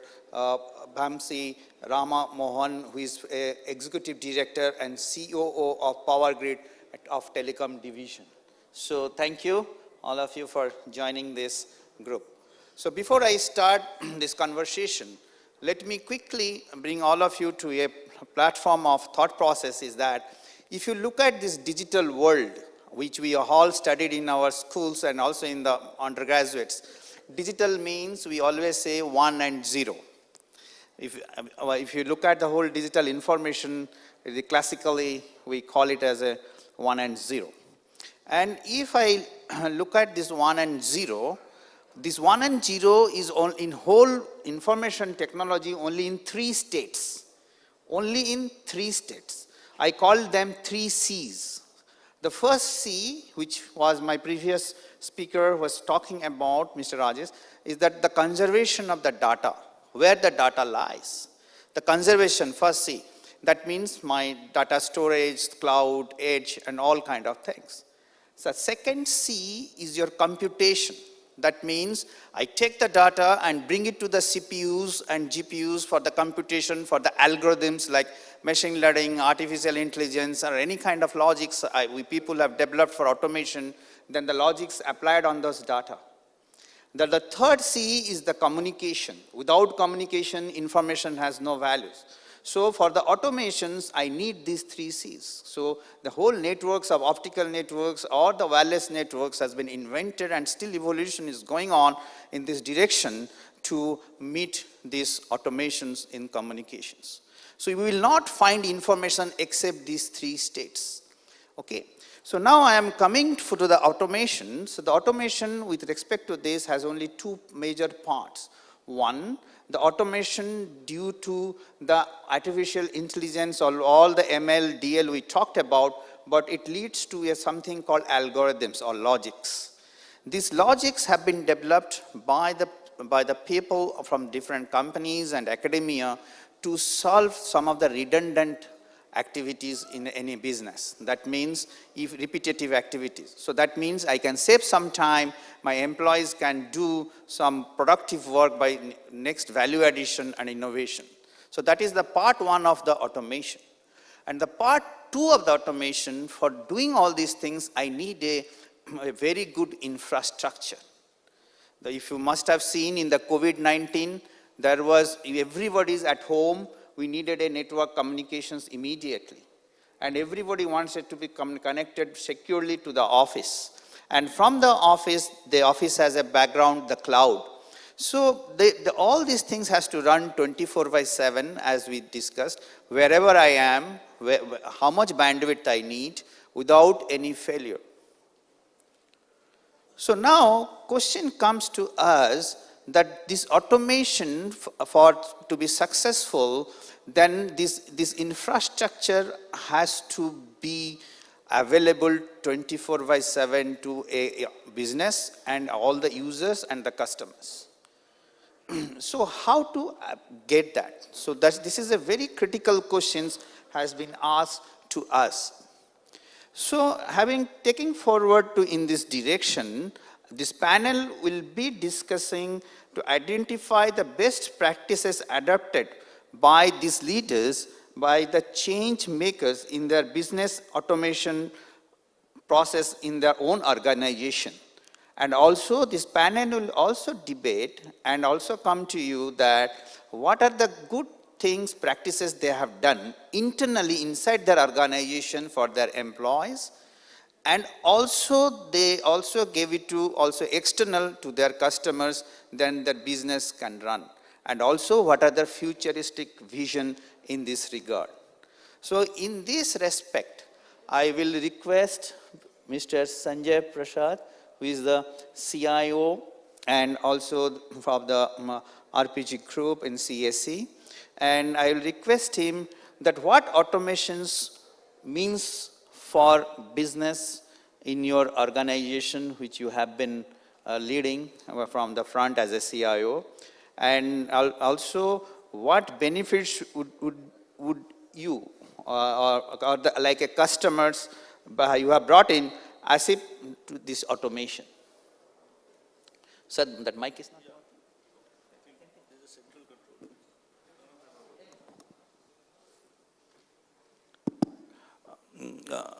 Good morning, everyone, and thank you, ABP, for giving us this opportunity, and congratulations to the ABP family for their centenary, a large part of which many of us would have traversed in our journey over the last few decades.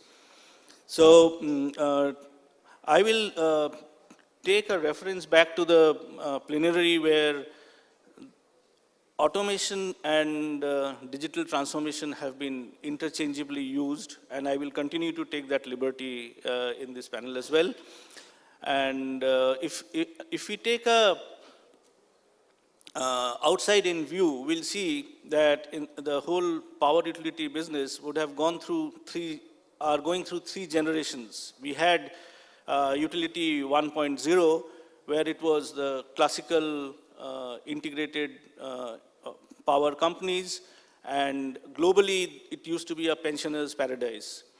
Then as we moved to utility 2.0 within India, we had seen a lot of unbundling of generation, transmission and distribution.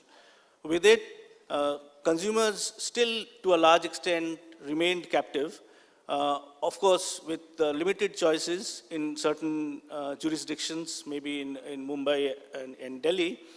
And lastly, as we now are on the cusp of deregulation, the whole concept of the last mile becomes extremely important, where not only the unbundling is there, but also the person delivering the last mile almost behaves like a retailer. And therefore, some of the concepts that we hear on how FMCG and retail works, so it goes back a little bit to my experience, where we used to see the P&Gs, levers, and Colgate fight it off with a Walmart. So we might see a Walmart coming in, as deregulation steps in to manage the last mile of the business. And I will take again the cue from Professor. He's used 3 C's. And so we talked about, the business. Now from an automation perspective, at least for the power business, instead of the C's, I'll advance a little further. I'll talk of 4 D's, and which I see are the drivers, of course, which are underpinned by deregulation. So first is digitalization. I won't go into each subject area because each one of them is vast, which includes sensorization of devices within the field network, and subsequently, you have applications of AR, VR, and even the digital twin is taking shape, as well as the digital assistant in the services part of the business. Then you move to, decarbonize, where of course you have, the EV roadmap, but more importantly, we have to look at the EV ecosystem. That means where we keep the customer centric, and we actually also develop the charging point operations, and as well as making sure that the fleet and the consumer are integrated. So those are opportunities that we see in the automation front as far as decarbonization is concerned. Of course, on the plant side, we see a lot of initiatives happening on desulfurization, as well as predictive analytics for field devices. So then in terms of the last of the D's is what everything that we do with respect to digitalization, decarbonize, and decentralize. Decentralize is again, we talk about peer-to-peer trading, using some elements of blockchain, and using distribution energy resources and microgrids. But around all this comes a D-risk, where we need to make sure that cybersecurity plays an important role when you are wanting to have a secure IT/OT framework, as well as from a recovery perspective, have to have a good cyber insurance policy in place. So, but why do we do all this? Are we at peace using these 4 Ds? So this peace is something which each of us needs to sort of, this acronym is partners. That means we cannot do everything all on our own, and we have to work with your technology partners, startup ecosystem, and make sure that there are white spaces which needs to be fulfilled using the partner ecosystem. Then, of course, employees and assets and customers, and lastly, the environment, which is very relevant in our context, because you have regulators as well as you have to make sure that you're doing the right thing in keeping the environment clean. And of course, it's also important from an ESG perspective. So, whatever little I have learned is, whenever you're embarking on an automation project or a digital transformation project, make sure that you are at least able to touch these two of these pivots on P, E, A, C, and E. And there all we'll be able to map your technology and adapt it to the business, because unless you do a mindful absorption of technology, then or digital transformation, then the whole exercise is not just using IT for technology for the sake of technology. You had a point on customers. So of these 5 pivots, I will go a little bit deep into the customer piece. So if you look at the pyramid, right at the bottom, our first job is to deliver reliable, consistent power and make sure our LT and HT network uptimes are kept. We are in a position to do remote and smart connection and deconnection. So disconnection, so that's the base. On top of that, as you graduate upwards, we are looking at convenience. If you look at there was a reference made to the pandemic period. So across the pandemic period, we have engaged customers on the online environment, moving comparing to actually doing online transactions by almost 66% between over the period of 2 and 3 years. And in terms of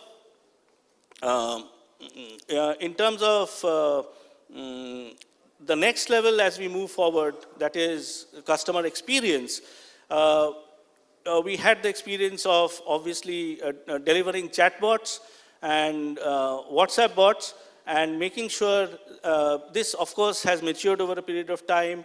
And then the next aspect as we move from experience to customer centricity is to make the customer in the center of things, where we looked at a digital voice assistant who will be able to circumvent some of the the maze that we see typically in a call center interaction, and will be able to address the customer's O's specifically with respect to no supply, voltage fluctuation, where the customer is always in a difficult mood and wanting to make sure that he hits the right spot, goes into the docket creation, integrates with the CRM, and is able to respond back to the consumer with a time frame of when the restoration is possible. And lastly, in terms of other examples of centricity is where you are able to manage most of the power utilities would have a strong GIS setup, but what is important is to integrate the consumer, the asset, and the employee who's doing the repair work in a proactive manner. So your CRM, your utility solutions, and the GIS must be well integrated and give that one wholesome feel to the consumer. So these are the layers of customer, right from delivery to centricity that we see. It's a roadmap, and within this framework, with respect to the voice bot, I need to say that we are India's first utility to have delivered a voice interaction in Indianized English, Hindi, and Bengali. And of course, there's a lot of tools that went into it in terms of speech to text, text to speech, then using SOX audio controllers, then asterisk call processing, and which didn't happen overnight. A lot of effort went in to actually mine the ecosystem. So if you look at the partner ecosystem, we had to go into startups across cities, look at large ISVs, look at OEMs, and even the big four. I'll just share an experience where while technically the POCs were successful, I had the experience of doing this POC 4 or 5 years back in an earlier organization, but it was mostly on Alexa-based English, which obviously wouldn't gel well with the consumer. So, and looking at the vernacular and Indian English, one was a startup, but we could not rely on a startup to deliver this product when we are actually engaging with 34 lakh consumers. Then we also were successful with an OEM, but the OEM went in for an acquisition by another larger OEM, and then the whole governance of that organization was in a little bit of a flux, and then we sort of regressed back. The third, finally, we were able to work with the partner, and for which the solution was deployed, and the phase 1 is working since January. And of course, the bot is still in the process of learning and making sure that as we move into more fuzzy logic, we should be able to bring on more services to the consumer. Now, your third question was more to do with the employee, very short. It was, one is, in this, from a workforce perspective, fail fast and avoidance of this fear of failure. That must be part of your, in any organization's KRA. Otherwise, the whole propensity to deliver, and you can't report saying a failure at the end of the, of the year in question. Also, there's a lot of mindset that needs to change in terms of the legacy, but legacy also needs to continue. We see legacy technology existing in banks, in the BFSI environment, but we also interject with things like, the proper IDE and API calls to make sure it works seamlessly with the tools that you bring in from a new context. So skilling and mindset change is one important aspect, and ability to work with fresh minds and domain experienced folks. So I'm not trying to get age into the picture because it's all in the mind. So I'm talking about, and they work together because you get the tools from the marketplace and do those POCs, but at the same time, the experience that you have within the organization over the years, that tacit knowledge plus the engagement is very important to make any automation project successful. So it is, while it is not a written down formula, but in most cases it works if this synergy happens between the two teams. So at this point I'll pause, and maybe if there's time I'll speak on the employees part a little more.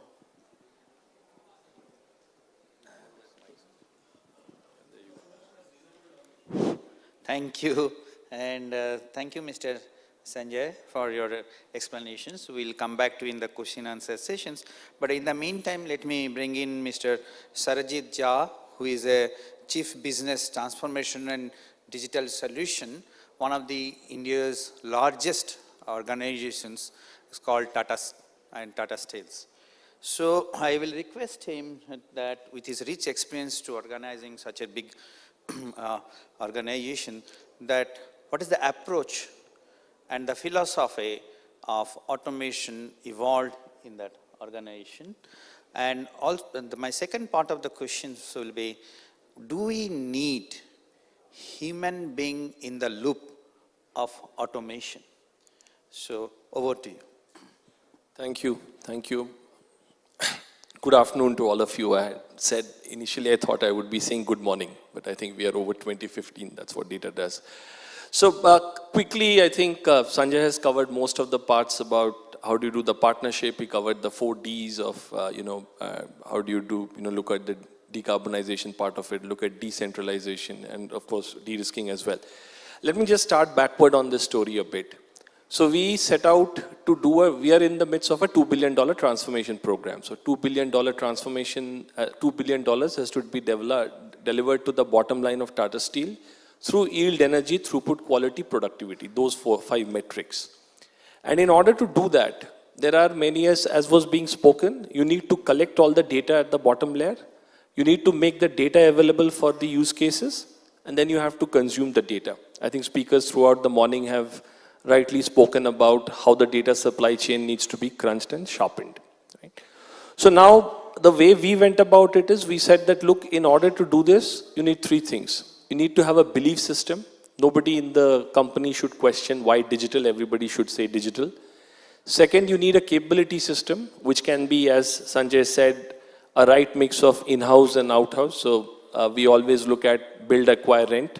What talent can I build inside? What do I need to acquire? And what should I be renting from someone else? It could be now fancy terms like gig workers. Half the world is work from home. And on a lighter note, I saw a meme which says, after 2 years of roaming the world, COVID has now come back to its to work from home. So that's the second part of it, which is the capability system. And the third part of it is, what is the business system, which I talked about. It has to be key performance indicator, business linked.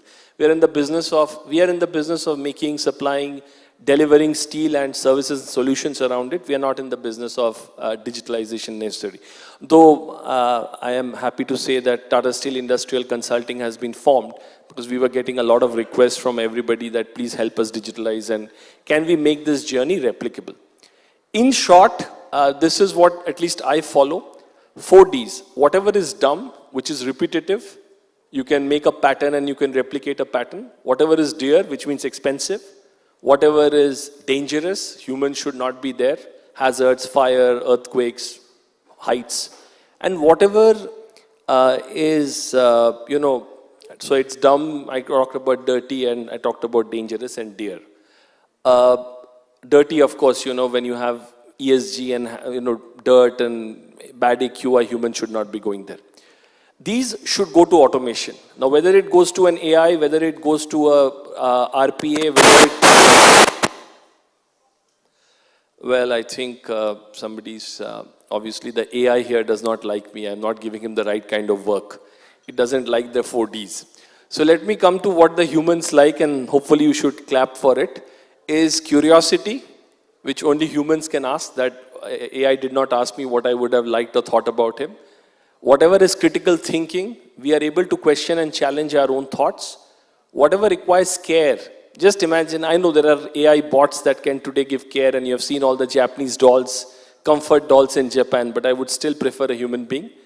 And whatever is collaboration, we are trying to do a lot of machine collaboration. Machines can collaborate well when what to collaborate is set. Machines don't collaborate when the critical thinking of how to collaborate is to be done. So these 4Cs and 4Ds are where, what work should go to humans and what work should go to machines, right? And in the interest of time, I would say that answering the question of the human in the loop, we have always believed in smart assist, Google Maps. You look at the map, you can do much faster, it can predict the time. We have looked at augmented intelligence. You can have a machine which makes a recommendation, like you have in our blast furnaces. We have a process brain which tells the operator, what parameters to set. The operator can choose to do that or not do that. And you can have completely autonomous, which is remove the driver from the car. We have now a core belief that it is the human with the AI which will always beat the AI and the human, individually and separately, right? And I'll just take 30 seconds to give an example how I learned this. We have, I was very passionate about a model called, ferroalloy prediction model. So in the blast furnaces, you have to add ferroalloys. And then after some time, you know whether the adding was right or not. If you have added more expensive material to get the same experience, if you have added less, you don't get the right quality. So we had a model which started predicting it. And our first idea was to beat the human being, the average operator, put the machine, match the best operator, beat the best operator. My humble learning was the best operator did not become the best operator because he was waiting for an AI to beat him. So what was the outcome? The outcome was the best operator watched the model. Whenever the model was asking him to add less, he was adding less. Whenever the algorithm was asking him to add more than the SOP, he was going by the SOP. Nobody got fired because they used the SOP. And so he was beating the model every single time. He was taking the best of the model using his simple buddhi and brains. So I think that, to me, at least for the time being, settled the questions. Those of you interested in data, anything which is less than 5 minutes with today's technology that a human can do can actually be made in AI. Whether you have the use case or the business case of it is a different question. Last comment from my side is, we as a company believe that everything that we do has to have business viability, user livability, and technological feasibility at the same time. If all three are not there, if you ignore the but, you will be in the tub. Thanks. Over to you. Thank you, so Mr. Sarajit, for bringing in the aspects of 4Cs, 4Ds, and also the human in this automation world, which is a very challenging because everybody thinks that things will be automated. But good aspects. So let me change my gear to a technology provider, Mr. Avir Banerjee, who is the National Business Manager of Aruba and HPE. So they have a huge experiences generally for this technology provided to various organizations and all as a OEM. Can you please tell us that these automations by these technologies will bring in efficiency to the business according to the evolution happened in your organizations for providing this kind of technology? That is my part one. And part two is that everybody is thinking of artificial intelligence for operation. Okay. So the many people present about that. So do you think that will it provide customer satisfaction, the AI by operations? So over to you, Mr. Ravi. Thank you, Professor Das. And thank you, Calcutta. Thank you, ABP. It's so wonderful to be with all of you, right? And to come back to Calcutta, the nip in the air, right? And such a beautiful environment, such a beautiful set of people. One issue that I have is that I see that the clock is inching towards 0, and most of the contents that I wanted to speak, I think my earlier speakers have spoken, right? That's the issue of being the last speaker in the panel. But therefore, let me take this gear to in a different route. See, I have been from the area of data communications, right? And one very interesting stuff that we have seen, and I think we have been always referring back to that pandemic as a cliche, but it's a reality that connectivity has never taken center stage as it has done in the past 2 to 3 years. Essentially, we started working in a hybrid environment, right? Work from home and return to office, which essentially means that the user and the user's device is anywhere. And where is the data? The data could be in the edge, it could be in the core data center, or it could be in the cloud, which essentially again means that we have moved away from that terminology, that conservative terminology of data center, of data being confined within the 4 walls of a room. We therefore call it centers of data. And therefore the point that comes is how you connect. The user is anywhere, the device is anywhere, you don't know where it is. You don't know the threat surface of the device that's getting connected to the network. And where is your data? The data is anywhere. So it's a any-to-any connectivity at what lies between is a myriad web of wires and cables from the telecom service providers. And yet we have to deliver quality, yet we have to deliver CSAT, yet we have to deliver customer experience, and we have to deliver efficiencies. Now, if we take this as the moot point, right, and that's what we are trying to address to this world, you have to bring in a significant amount of automation into this. And how do you bring in? Obviously, the only one way for me is to increasingly move or take the data towards a cloud environment, right? Because that is where you can get scale. And the other part happens to be to bring in artificial intelligence to determine the behavioral pattern of the end user or the end device, defining policies, getting the user to the network, grouping them, profiling them in such a way that they can get access to the right set of applications through the right connectivity mode. Which means that we are talking about an environment of a software-defined world, which also goes on to say that you have to remove the software or segregate the software from the hardware, right? Because unless you don't, till many years, right? I have seen this industry from the last century. The software was caged within the hardware. The moment you bring it out, you can bring scale. And this is where I would just like to, considering the paucity of time, I would just like to touch upon a very interesting aspect of how the networks, right, irrespective of whatever be the underlying connectivities that you have, needs to bring in, a degree of comfort for you. And this is where, Gartner termed a coin called AI Ops, right? Artificial Intelligence for Operations. We are now trying to introduce, see this whole gap between digital and IT had remained, right? I think it's very difficult to say that whether I'm an IT engineer or I'm a digital expert. But the fact that I'm now trying to bring in AI and ML into the networks or in the connectivity or in the technology goes on to say that see, the interesting part with data is that till you don't see the data, you cannot act upon it, which also means that the data in transit needs to be introspected. And it has to be introspected at line speed, right, at wire speed. If you take it in batch modes, right, maybe you're only being reactive, right? We are talking about proactive, troubleshooting. So one important aspect when I talk about networks or infrastructure or IT is the fact that how do you troubleshoot? How do you come out of being a manual troubleshooter to, because in a work from home situation or in a diverse environment, the IT administrator could be sitting anywhere, the users are at home, and you will get hundreds of calls on a day in, day out basis, right? Which in a normal basis, right? Pre-COVID, we were all sitting within our campuses, right? We were having access, so I can go and give that support, right? And the second part is this trusted advice, right? Whenever you have a problem, you have multiple advices. Now, trusted advice is bound to be a hit or a miss. You have to look for prescriptive insights. You have to have a situation in which the infrastructure on which you are working needs to give you those insights as the data is in transit or the data is in store. Right? This is where we bring in the AI ML or the AI ops features into the infrastructure of today, because only by doing that, you can take the automation to the next stage. When I say automation, important part is SLS. What we sell is infrastructure. What we deliver is outcomes. What you need is service levels.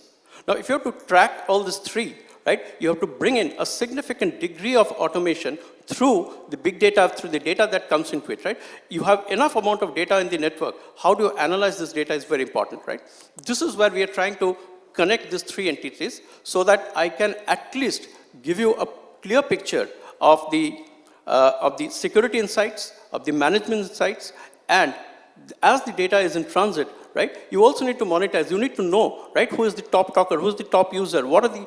So go back to the fact that you need to analyze the behavior of an user, the behavioral patterns, and then profile them, give them a profile, give them a security contour, and then give them access into the network. And it's only that way, we can take this whole story towards an IT-OT integration because, but in the paucity of time, let me not take that. But in essence, we are saying that AI Ops needs to be the next step for your day zero to day end support and troubleshooting and enhancing your IT efficiencies. Thank you. Thank you. And quickly I will come to, because the last speaker you are, so Mr. Vamsi Ram Mohan, who has been the Executive Director and the COO of Power Grid. Many of us knows the India's power all across the country. They are the largest transmission company. But they have another bigger part called the digital part, which is the telecom and the optical networks across the country. So my question to you, Mr. Vamsi, is that during COVID, and everybody understood the network as Abir said, but how, as a bandwidth provider, what benefit you have brought in your users and the customers over the time as a Power Grid organization is concerned?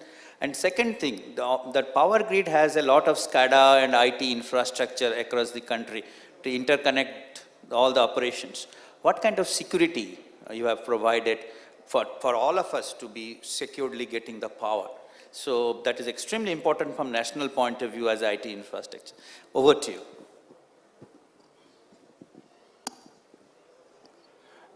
Good afternoon. Thank you for the invite and thank you for your presence. The single answer would be there was no grid failure for the last, we don't remember when. So that is what we have ensured, not only in the normal period, but also during the COVID. That is what Power Grid has given. Let me put it this way: roti, kapada, and makan, which we say is the basic ingredients of basic needs for anyone.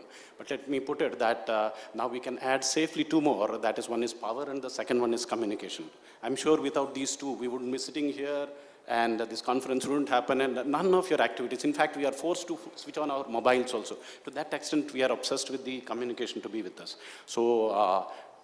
And it's not only power and communication, but also anywhere, as what is being said by Mr. Abir, anywhere power and anywhere communication. And to this extent, the kind of network what is required to make sure that people are not aware, are not knowing whether there is a network behind or no. Let me say you, Power Grid is the one which is having the massive network ensuring the bulk power transmission and also into telecommunications, wherein we are providing the bulk telecommunication solutions. So this particular network, anywhere network in power and telecommunications being provided by Power Grid, we also do have the network running around the country, and with our optical OPGW, what we call, which is the overhead line. On our overhead lines, we have the safe fiber running on it, providing the highest reliability to ensure the best performance in the telecommunications sector. So this is what, apart from providing the power, we have overlaid a network for communication also to make sure that each one of you is receiving the best of the service. Not only the conductor, but we have each of the tower in itself, which we are foraying in to make sure that each tower is acting as an antenna in itself, and also we are drawing the power through a capacitive technology. So we are giving power at that location, crisscrossing the entire country. So this is another solution which we are providing, where you can host the antennas on the tower and also provide the base equipment on the tower itself and also get the power. having said that, if we now look into these two ingredients, these are one of the very unique kind of a products what we deal with. This is the freshly brewed product. What we are seeing now here is the freshly brewed product, meaning that it is just generated now. So we are dealing with such kind of a product, and obviously the kind of protection systems are going to be the best. So the automation is always there in the system itself, the utility systems. We have the automation systems which are ingrained into it.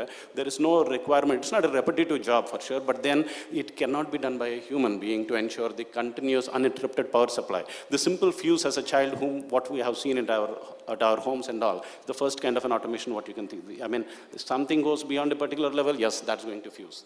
So to that extent, we have gone ahead. So the entire protection systems are anyway automated. Power Grid has not only ensured that the grid is stable with the latest technologies of intelligent electronic devices and the latest protocols in the system, but also has provided a communication network for itself to ensure that this particular protection system is running healthily. This is the same communication which is providing the highest availability of the power sector, which is served to the consumers also, meaning that what we are consuming is the one what we are serving you. So the highest reliability of telecommunication is also coming up from the highest reliability of the sector at the transmission level. And during COVID, so can I just stop you, please, because we're really running really short of time, sir. Sure. So, yes, sir. Sure. The problem is 4x100 meter relay race. We expect the last person to run faster and win the race, and I am given the opportunity to that. Okay. No, I still do take that, and I say thank you for that. And during COVID time, I'm sure each one of you must be appreciative that your communication was running and there was no interruption in the power supply. Thanks to all the distribution utilities, it cannot be done by one entity. It is the entire network which has been doing. We have come out safely out of this just because we were engaged, because power was available at your residences, at your there was no office obviously, and it was communication also was given uninterrupted. And as regards security, sir, we are the nodal agency to ensure security for all the transmission sector in the country. And we are getting into the Power Grid Teleservices Limited also. We have already incorporated it, wherein we want to have a focused approach upon the communication part, and we are foraying into data centers given the quantum of power requirements. So we position ourselves to get into the data center business also, apart from the telecommunication services what we provide. Okay. Thank you so much, ma'am. Thank you. Thank you for the delay. Thank you, and let us give a big hands of applause to all the panelists for their sharing their rich experiences with us, and the one from the Tata Steel, who has the largest congregations to run with the automations and future plans, technology providers, one of the largest technology providers, and the OEMs. And both of them complement each other. One is transmission and another is power distributions and also generations. So thank you very much for these talks, and over to you, madam. Thank you very much, sir. I'm so sorry I had to cut you off because we have 3 sessions before lunch. I'd like to request Mr. Somnath Guha, Vice President, Production and Engineering, ABP Private Limited, to kindly come forward and present mementos to our panelists and our chairperson and moderator. Thank you, Dr. Debabrata Das. Thank you very much for this interesting session on connecting automation to business challenges. Mr. Sarajit Jha. Thank you, sir.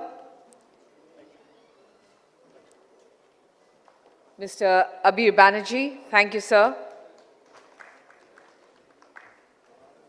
Mr. Sanjay Prasad. Thank you very much, sir.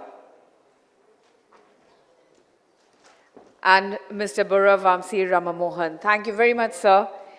My apologies for cutting this session short, but a big round of applause for this CIO panel. Thank you, sir.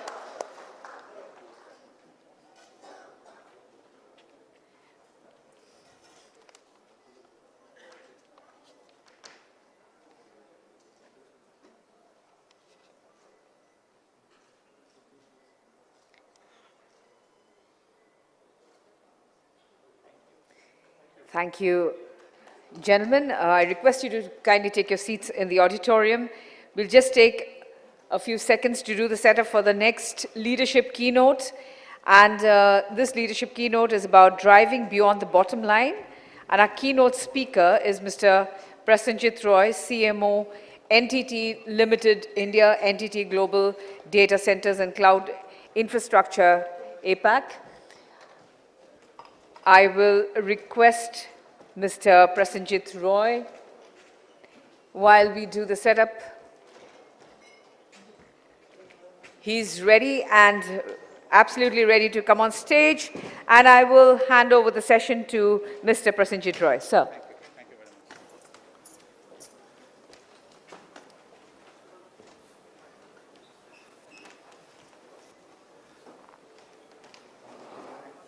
Checking, am I audible? Okay. Very good afternoon. Very few organizations last for a century in this world, and ABP is now part of the prestigious honor and legacy of enterprises. I can very well relate to this because I come from an entity which has a heritage of 150 plus years. So hearty congratulations to ABP for achieving this, and this is a phenomenal achievement.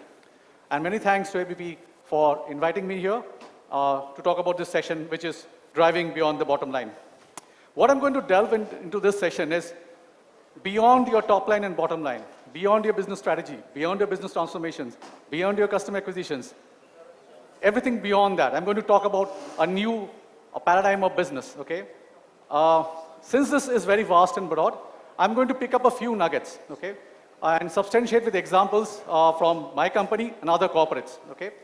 So, it's common for people to understand and believe that businesses exist to do one thing, that is to make money. But this isn't entirely true. When business have a higher purpose, they can really bring in a significant change and do a world of good for the humankind. I also know that it's difficult for people to understand what is a higher purpose, because they still feel the higher purpose is to make money.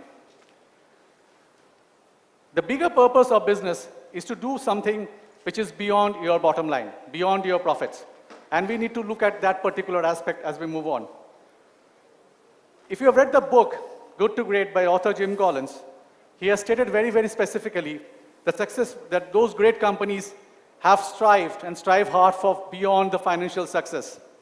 They have done it because they were motivated by higher values. So this is some of the agenda I'm going to talk about today. It's covering 5 different angles, and I'm going to touch on each of those angles as I move along.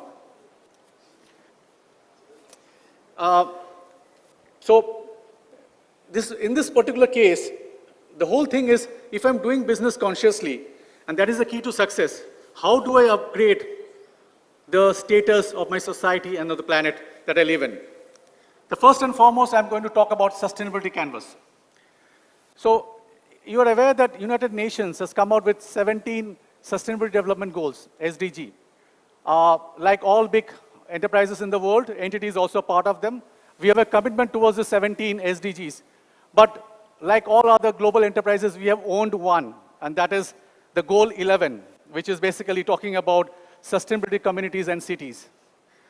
Why we are doing this? Because we feel that we are very well aligned to this because of our central theme of the connected, enabling the connected future. Internally, how do we align to it? So entity is, among the different business lines, is one of the top 3 global data center players in the world. So we have more than 175 data centers across the world. We are number 1 in India by a long margin. And we basically, when we look at sustainability, in fact, on the same lines, let me add to the people from Calcutta, you'll be happy to know that we are taking up a 7.5 acres of land in Calcutta and building up a campus of data centers. In fact, work is going to start from this month only. So we look at 5 different areas when we build up any facilities, and that's a green facility. So the facilities that we talk about has to have a parameter of energy into it. So basically looking at conservation of energy, alternate energy, look at the construction, what are the materials being used for that, look at the treatment of the water, how do you use the water, look at the management of the e-waste, and as well as look at the cooling and heating, because if you are familiar with the data center, you know it's like a power guzzler. How do you work around the cooling and treatment of it, because it consumes too much of power. Externally, now I will talk about some connected themes externally, which are basically related to the environment. And we have picked up 3 connected themes for this. So one is basically talking about the connected planet, the connected economy, and the connected communities. So when we're talking about the connected planet, I'm talking about using tech solutions that help protect, restore, and regenerate the natural world. And the three different priorities that we have in this connected planet are looking at climate change, biodiversity, and circularity. On the connected economy, I'm using trusted technology to help organizations thrive and make contributions, which is beyond and helping them for the resilient digital future. So smart solutions, privacy, security, ethics, value, and governance. And lastly, on the connected communities, we are basically supporting the diverse, inclusive, and accessible communities to ensure that everyone has an opportunity to thrive in this particular world. You have heard about net zero. You know what a net zero is. The question is, and it should not be a buzzword or lip service, which is basically becoming the fad. Are you all, or are we all doing the net zero in our own sphere of life? As far as entity is concerned, we have committed about net zero from the data center business in India by 27, 28. And as far as entity global, by 2030 in scope 1 and 2, and by 2040 by scope 4. How many of us in this audience have committed to a net zero sustainability program? So basically, what we're trying to say is we need to do much beyond business and to own things up, okay? And have a key play in the sustainability because it concerns everyone. It's the future. The next one is employees. How are we looking at employees? If you look at today's business, the key thing is humanizing the brand. Okay, employees that basically look at substantiating the strengths of a leader and compensating for their weakness. Are we looking at the employees as a whole? And if we are, what are we doing in that? Don't forget, if you're talking about CX or customer experience, the CX actually starts from EX, which is the employee experience. Employees are the center of everything. How many organizations really have full-fledged programs about the employees? How many do the EX on an annual basis or a semi-annual basis? We take the employees at times, unfortunately, for granted.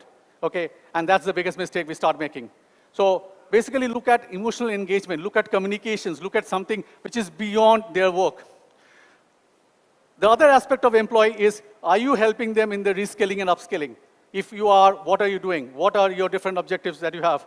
Like, for example, in Entity, we ensure that the senior management, the top management, and even the mid management, they basically are taken for a campus, 3 days or 4 days of campus, where they sit in the university campus and go through different classroom teachings, brainstormings. Okay, this is an part and parcel of life. You have to ensure your employees are looked after and skilled.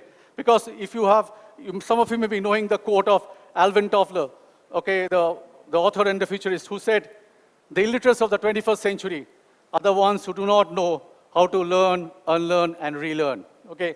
So always remember this. This is a very, very vital step. Employee activities. Are they only doing your work for the business? Are they doing only for the skilling, upskilling? No, certainly not. They should have a 360-degree view. If they need to know, you need to have a bonding activities which is beyond your office work. Like, for example, we have a cricketing and other sports activities which is on the corner. They should be aware of what's happening in the ecosystem. Be it the Earth Hour, be it the conservation of the ecosystem, cleaning up the beaches, or even looking at the wellness of the employees. Are we doing enough in terms of ensuring the health and safety and wellness of not only the employees, but their family members? In Entity, the family members of the employees are a part of the team. We ensure they come and visit our office on a very frequent basis. So the families of the employees, if you get them connected, you are building up a bond with the employees. So if the employees wants to have, in the light of so much high attrition, they will come and be a barrier in their living. If I'm looking at conscious business, basically if you look at, there are 3 dimensions. One is the impersonal one, where we're talking about something shareholder value, we're talking about productivity, etc. The other one, we're talking about interpersonal, between the employees. And the third one is personal. If in a conscious business, I talked about conscious capitalism, I talked about conscious work culture, now this is conscious business, where I need to have a harmony between these 3 dimensions in order to be effective. The third nugget on customer. Everyone is interested in getting a customer, getting a purchase order. If you look at, how are you really nurturing the customers? If you look at a typical customer journey, everyone is in 1, 2, 3, and 4, where you get the customers, acquire the customers, and you start celebrating. The real game begins with 5, 6, 7, and 8. What are you doing with the customers? How are you treating the customers, and how is it going to be a value enhancer for your business? Very few companies do this. They basically work with the customers in charting out a future roadmap. They do co-innovation labs. They basically work with the customers in deriving what will be the future strategy, not only with the customers. Some companies have taken to the level of being on the board of those customers and deciding the strategy and expansion plans. This is a real nurturing of the customers going beyond their mere acquisition and the purchase order. The other one, customer advisory councils, where you get a set of customers and you interact with them, not talk business, not talk shop, but basically talk on something topical, something which is of interest, something of their problem areas. What is their problem areas is actually your problem areas. And what you, as a company you tend to gain a lot of things, be it in terms of innovation, be it in terms of market insights, be it in terms of knowing what's happening in the ecosystem, and finally is the customer loyalty, the cementing, the bonding that comes in, okay? So there's a whole lot of benefit that you derive if you play your card well and look at areas which is beyond the typical transactions that all of us do on a daily basis. Societal impact. Companies are very, very open and raise their hand and say, yes, we do CSR. The easiest thing in the world is to write a check of 2% as a CSR. Anyone can do it. Anyone can do it. There's no great shakes in that. What are you doing beyond that? Is your skin in the game? Are you owning anything? That is a question we should be asking ourselves, not writing a check of 2%. There's a school in Bombay, which entity has been associated, deeply associated. In fact, it's in the fabric of entity for the last 6 to 7 years. This is a girls' school. We take care of this school in and out, not only from the educational point of view, intellectual development point of view. We set up their technology labs. We set up their science labs. We organize the field visits. They come and visit us. We have engineers looking after their entire setup in the school. And the owning part comes in when each and every part of their activity, we are part of it. So be it your school day, be it your sports day, be it your children's day, you name it. Our senior executives of entity are there at the premises.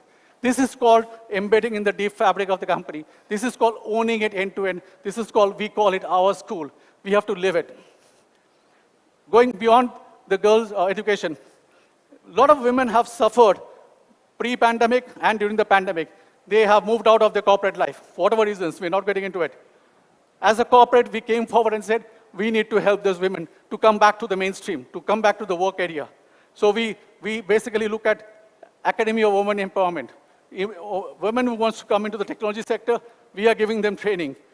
Post the training, we are absorbing them in our workplace. So basically, we are reaching out to those women who needs help to come back and be a part of the technology workforce. There are other companies who have played a great role in this. This is a e-chopper that has happened through some of the FMCG companies. Right now, it's more than, I think, if I'm not mistaken, it is around 4 lakh or more than 5 lakhs of farmers who have benefited from this program. It has spread over 35,000 villages. A great, great way of enhancing the life of people in the ecosystem. When we talk about ecosystem, it need not be that we are talking about metros and the main cities. It has to be all inclusive. It has to spread across the tier 4, tier 5 cities of the country. Internet connectivity, we felt the maximum during the pandemic. Okay, and the villages or the tier 3, tier 4 were the maximum impact. That is where corporations, multinationals, and Indians came forward and provided connectivity. The poor children in those tier 3, tier 4 villages had a means to continue with their education. Otherwise, they would have been left behind. This is coming and doing for the betterment, upliftment of the society, social upliftment we talked about. This is real, a positive impact. Are we as business doing this, or are we just writing a check for 2% to the CSR and then fine, we are doing some social work? There's a difference in this too. That's why when talking about we need to do all this, which is beyond the bottom line. Leveraging technology. We come from tech space. How are we leveraging the technology? And what is our play in this? This can be a real game changer. This can be a force multiplier if you can play it well. I'll call out some examples for you to understand. So there is this park in South Africa, Kruger National Park. They were hit by poachers, okay? And the population of rhinos was declining. And we needed to do something to prevent the rhinos from being extinct. So we had technologies that came into the park, and we used the integrated technology across, and we could track the movements of people moving around the park. The poaching came down by 95% using technology. This is something we did because we said that we need to do something for the conservation. And this is one of our beats that we went ahead. In this particular world, because of medicine and others, people are living longer. Because of that, the flip side is people who have dementia, the numbers are increasing. Currently, as we stand, I think more than 50 million of them suffer from dementia. And as per some health stats which I got, around more than 10 million are getting added to it. It's a huge problem. how can technology be good to them? Technology can come in, and we have multi-sensory experience centers that we have from the headsets, that if it's given to the dementia patients, they can relive their memories. They can be more connected with their social and family life, and they can recollect what has happened in the past. So again, technology coming and doing a bit of good for this particular section of the society. Las Vegas Smart City. We worked with the Las Vegas and the mayor, and we had something pertaining to AI, ML, and the connected systems. So basically helping them to have decisions at the quick time, which basically means the people living there, the residents, the society, as well as the visitors can have everything at their fingertips. In fact, we are also doing a deployment of 5G in Las Vegas. So basically upliftment of the society, betterment of the society, and ensuring that everything is there at the fingertips. Smart agriculture, how can technology come in and help in? So basically we are looking at using this technology to ensure that which are the plants that can grow in the drought conditions. Phenotyping is something where through AI, you can identify a plant by the visual trace of it. And using technology, we're trying to find out which specific plants or species can survive and grow in the drought conditions when the environment, etc., is not good. Again, technology is playing a big role in terms across the sector. This is 5, 6 examples I picked up to give you how technology can be an enabler, can do good to the society if we have the intentions to do well for the society. Levels of consciousness we as the leaders have, okay? I'm conscious of the time, so I'm just speeding up. So levels of consciousness that we need to have a society. First is the egocentric. It's about yourself and self, okay? Most of us, including me, may be there. Second is the ethnocentric, where we talk about the tribes. We talk about the communities that we are part of, okay? The third one is world-centric. We go beyond that, and we think that, the whole world is ours, and we need to be concerned about their problems. Around 10% of the world population is in this world-centric phase. What we need to go and drive, and what we need to be in the ideal state, is spirit-centric. Spirit-centric is far, far more difficult. In fact, less than 5% are there. What we need to do is basically think of a wholeness which goes beyond the superficial divisions, where you feel that, the competition is there for the betterment. Competition is there for doing good to your business. Where you play a game not to win, you play a game for playing, okay? And this is the real purpose of business. Leaders who operate in this space with spirit-centric views are the ones who can call the shots for the long run because they have a different goal. They're not bothered about the narrow top line and bottom line. They're far beyond that. When we talk about triple bottom line, the triple bottom line is where those leaders I talked about who are in the 4th stage of consciousness, they basically look at a bottom line which has a social impact matrices. They look at a bottom line which has environmental impact matrices, and besides the financial matrices. So leaders who are into this particular space, they are looking at all the particular areas where it makes a difference, and they're looking at how can I be successful in all the 3 bottom lines. They're not concerned about only one bottom line. And if we all starting today here, sitting in here, because many of you may be a change maker, and if you need to be a change maker, we need to play that game. We need to play a game where we are not only concerned about the top line and bottom line, but as an ecosystem as a large, whether we are having a significant effect on the other 2 bottom lines. If we can measure that, we can record the growth and see whether we are making a contribution in these 3 bottom lines that I'm talking about. In the word of the father of the nation, the future depends on what you do today. The future depends on, after absorbing, are we just being a mute spectator, or are we springing to action and doing something? So the future is in our hands. Everyone in the room, the future is all in our hands. We need to work, we need to get it done. And also in one more quote from the father of the nation, he said that be the change you want to drive, okay? So 2 dimensions I want to call out. One dimension is the time dimension, okay? We need to be doing things right now because the future, each delay in our work, the future is going to go back. And the second dimension is we sometimes give instructions. We sometimes say, okay, this will be done by my CSR team. This will be done by this team. We need to do it ourselves. It's the action on time and the action on we ourselves. If both the dimensions are taken care of, and we are very, very vigilant of what we need to do because the future is going to be impacted if we don't act the way we want to do. Because if we are only bothered about the top line and bottom line, one fine day when the sustainability issue hits us, it will be a different world to live in. So that's in a nutshell, ladies and gentlemen, the topic that I wanted to cover. And I hope you had some understanding of what I'm going to cover. Thanks for giving me a patient hearing, and thanks for being a good listener. Thank you. I gave you time back. Thank you very much, sir. I'd like to thank Mr. Prasenjit Roy for that wonderful wrap-up in such a short time. Thank you, sir. May I request Mr. Pradipta Biswas, CFO, ABP Private Limited, to kindly come forward and present a memento to Mr. Prasenjit Roy.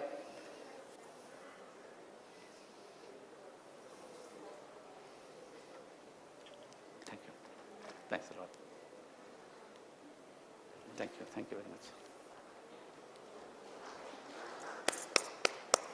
Thank you, sir. And we request you to take your seat in the auditorium. And ladies and gentlemen, without further ado, we'd start off with the next leadership keynote, that is the new age unicorns, what it takes to build a unicorn. And our speaker for this session is Mr. Bimal Patwari, MD, Pinnacle Infotech and President, TAI Kolkata. May I request you, sir, to kindly come on to the dais. Oh, here he is. Warm welcome to you, sir. And a round of applause for Mr. Bimal Patwari. Over to you, sir. Good afternoon, ladies and gentlemen. First of all, I would like to congratulate the ABP group for the centenary celebrations.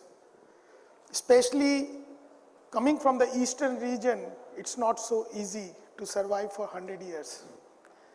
I would also like to thank them for giving me this opportunity. In fact, Khalida promised me a full house, and he said, I will give you a full house if you can assure that there will be 10 unicorns coming out of this room after your presentation. So I took up that challenge, and I hope I can bring 25 of you. First of all, let's understand what is a unicorn. You know that symbol there, unicorn is a very legendary animal with a lot of power. It's a divine animal respected in our history. Can I have the clicker, please? Sorry.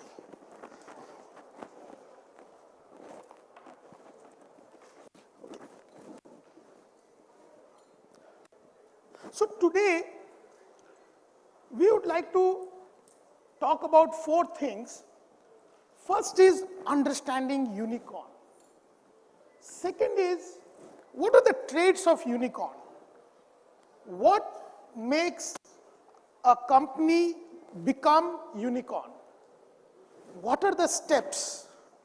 I wish there was a secret sauce for becoming a unicorn and I could just bring 150 of those packets and give it to all of you to make unicorns. But friends, it's not easy. It's easy, but there is a process in that madness. And we are going to talk about that process. That we'll also talk about some of the successful and unicorns and some of the unicorns that those have failed and try to learn from both the success and the failure. So to understand unicorn the way that today the society has defined it, it's a startup. It's a company which has started fresh and have achieved an valuation of exceeding 1 billion, which is approximately 8,200 crores as per the dollar rate today. They could be from any industry, but we have seen more of them coming from the technology industry. Some of the renowned unicorns, again, we have a lot of examples which we will be discussing today. There are almost 900 plus global unicorns, and in India, the number has increased substantially. So let's first understand, what do you need to become a unicorn? Not only just unicorn, you don't start with a goal to become unicorn. You start because you love your product or service, because you feel that you have found a product or service which has a very strong value proposition. Friends, there are so many myths around unicorn. You know, because Bill Gates dropped from the college, people think that, the earlier you leave the college, the better are the chances to become unicorn. Or if you've got a lot of money, Then you will become a unicorn. You know, you can spend, burn money, you can win the world because you've got a lot of money. So there are all kind of misconceptions and about what makes a unicorn. Second is, there must be a problem you are addressing.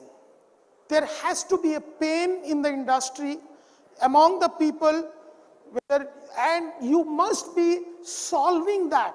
A disruptive, I would say, it's not that these pains have suddenly come up. These pains could be there for a long time.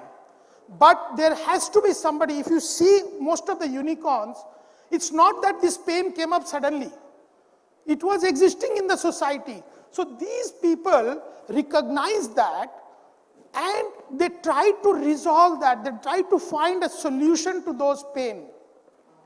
They had a very clear vision and positioning. See, the product, you must be very clear that what you are trying to do with your product, what are you addressing, who is your customer segment, what are they looking for, and then your product must be complete with all the necessary features.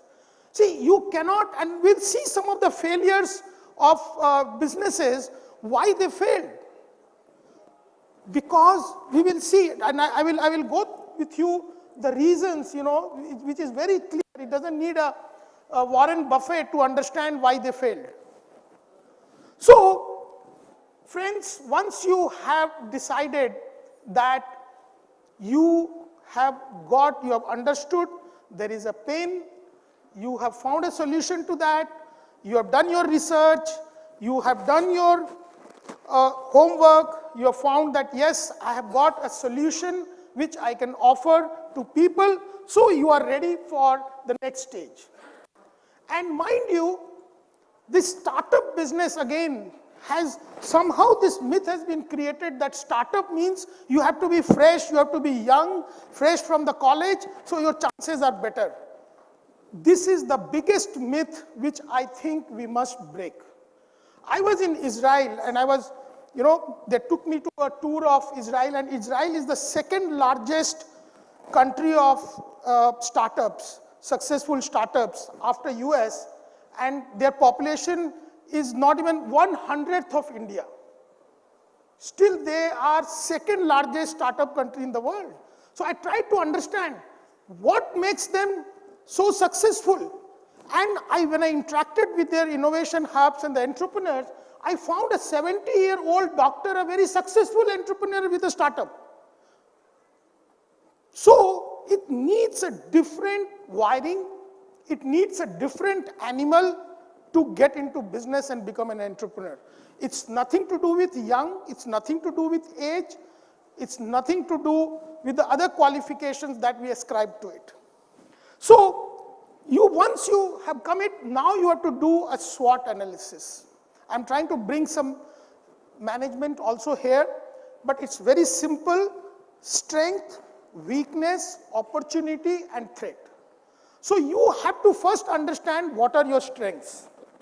If you are an individual, if you are a company, if you are a team of people, what are your strengths? What do all of you bring on the table? So when Infosys started, these gentlemen, 5 gentlemen, had different strengths, and they brought all those things on the table which make that venture so successful. You have to also understand what are your weaknesses, because all our strategy, planning, everything, we must be aware, and all of us have weaknesses. What are the opportunities for the products that you are, or services that you are looking at? And what are the threats? And the threats could be not just competition, threats could be technology, threats could be government regulations. Today you have come up with a product, you know, Paytm for example, and there are many such examples. You know, the government changes the policy and you go for a toss. So you have to do that sensitivity analysis, that what are my threats and how I am going to work around those threats. Then the customer and the value proposition. For me, the product, you know, if you have a Nalin Guder Sandesh, right? Apni jodi Nalin Guder Sandesh bhalo na thake, You know, you sell it at any price, you spend crores of rupees in promotion, you make a nice box, you have a nice shop, it's not going to sell.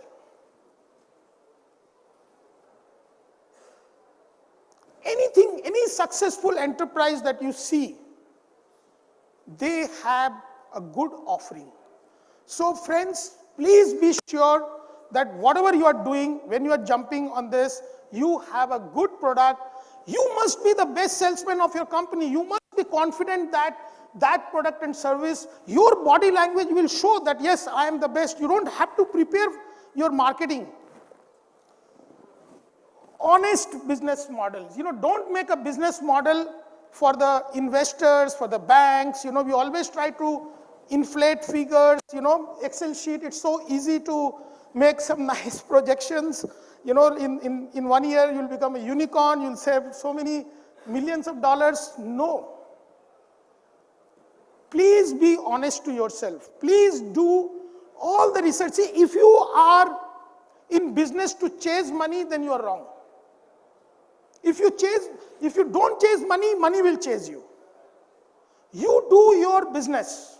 Yesterday, Mr. Patnaik, he was so elegant about this, right?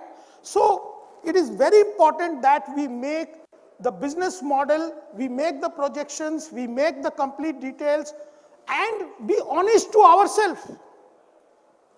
So whatever the pricing, packaging, promotion, sales channel, you know, we have very short time, so I'm not getting into that, but then all of you, we need to make sure that we have those clarity. We work in the details. And that's why I'm against, I repeat, I'm against freshers from college doing startups. In fact, if you see the failures in our country of the unicorns or the startups, because they started fresh from the college, you know, technology graduates, but you don't know how to conduct business. You don't know how to manage finances. You don't know how to manage people. So I feel that it is never too late. Get your experience at somebody else's cost, and then make sure that you have that confidence. Maybe 3 years, maybe 5 years, maybe 10 years, maybe 30 years. It is never too late. Finally, test market your product. It's very important. That will give you the confidence. You know, maybe in an area, maybe your friends would be the first guinea pig that whatever you develop, friends and relatives, you know. So these are the people who are your neighborhood, your community. Test market, review and revise. Then comes to once you are sure, once you have got sure about your product, you have developed your business model, you have tested it, you are confident that yes, it works, then let's get into the execution. And execution means you need to build the team. We entrepreneurs, we lack in that many a times. You need to hire people who are better than you. You need to hire people from all types of experiences and expertise. Standardize customer acquisition and sales process. Very important. If you want to scale up your business, you cannot do customization. Like Uber, Ola, Rapido, like all these companies, they have one app for everybody. You cannot have, so then only you can scale it up. So you must have a very good customer acquisition and the sales process. Invest in technology and infrastructure. It's very important. I cannot overemphasize this. You know, I still remember my old days in 2007 when I had a revenue of X. Revenue of X, I invested 7X in my infrastructure. And out of that, 3X, 3.5X was loan, term loan. And I'm all bootstrapped. I've never taken money from anybody. Again, that's a different chapter. So that paid back. Imagine a company with a revenue of X investing 7X in the infrastructure. That was the confidence that we had in our product and services. We had test marketed it for 10 years. We had gone international. We saw that this tsunami is coming. We saw the potential and we said, yes, let's do it. Finally, skin in the game. Did you put your children's fixed deposit as collateral for the business? Did you put your family's jewelry as collateral to get your funding? Then you will know the pain of that money. I'll give you an example. In 2007, we had a competition in Delhi. Both of us were 300 people. Both of us had similar profile. I was bootstrapped. And this gentleman in Delhi, he got a 12 million equity from Sequoia Capital in 2007. 12 million in 2007 was a big money. And I was on loan. Within that 2 years, and we were very similar in terms of competitive advantages, similar market. Within 2 years, that company was finished. Because it was a free money, it was an equity money, they started flying business class, they wasted money on the resources, fancy offices, fancy things, whereas your clients don't even come to your office, the kind of business we are in. So why do you need such a fancy office, 11-star office, when you have to spend money? So when you have, it's your money, you will spend it judiciously. Whether it's friends, relatives, or loan, or whatever it is, or even if I'm not saying that don't take equity investment, please do take. But don't think that it is a free money, you can while it away. Please be very, respect Ma Lakshmi. Please respect Ma Lakshmi, she will respect you.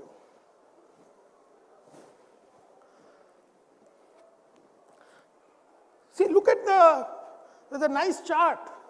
We have the top 10 profit-making unicorns, Joho, InfoEdge, Jiroda, 5-star, 1,917 crores, Joho. A very simple man. Still, he stays in the same apartment that he stayed, when he started his business.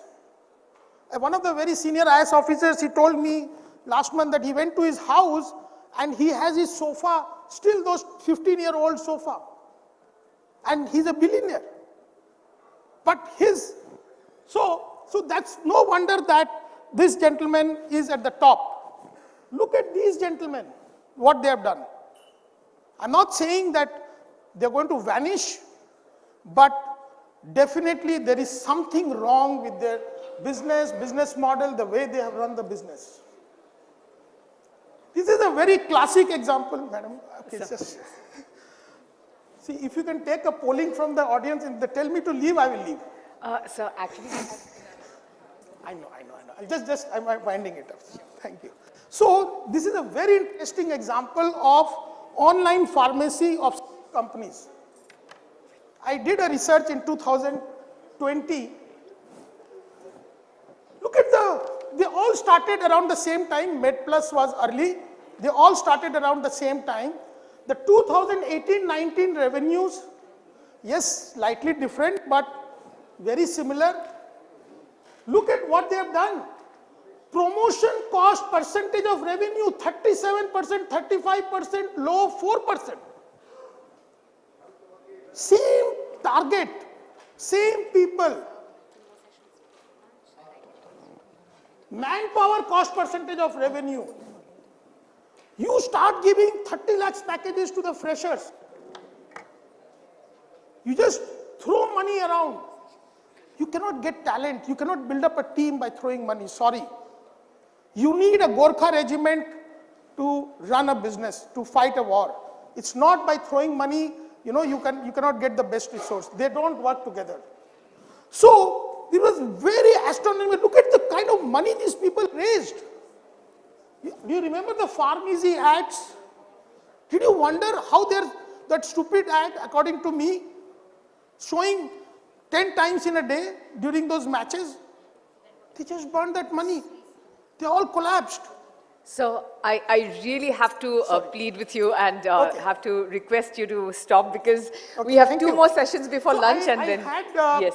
I had some of the things that I wanted to discuss, some of the cases that why some of these companies collapsed, why these companies, what was wrong with these unicorns.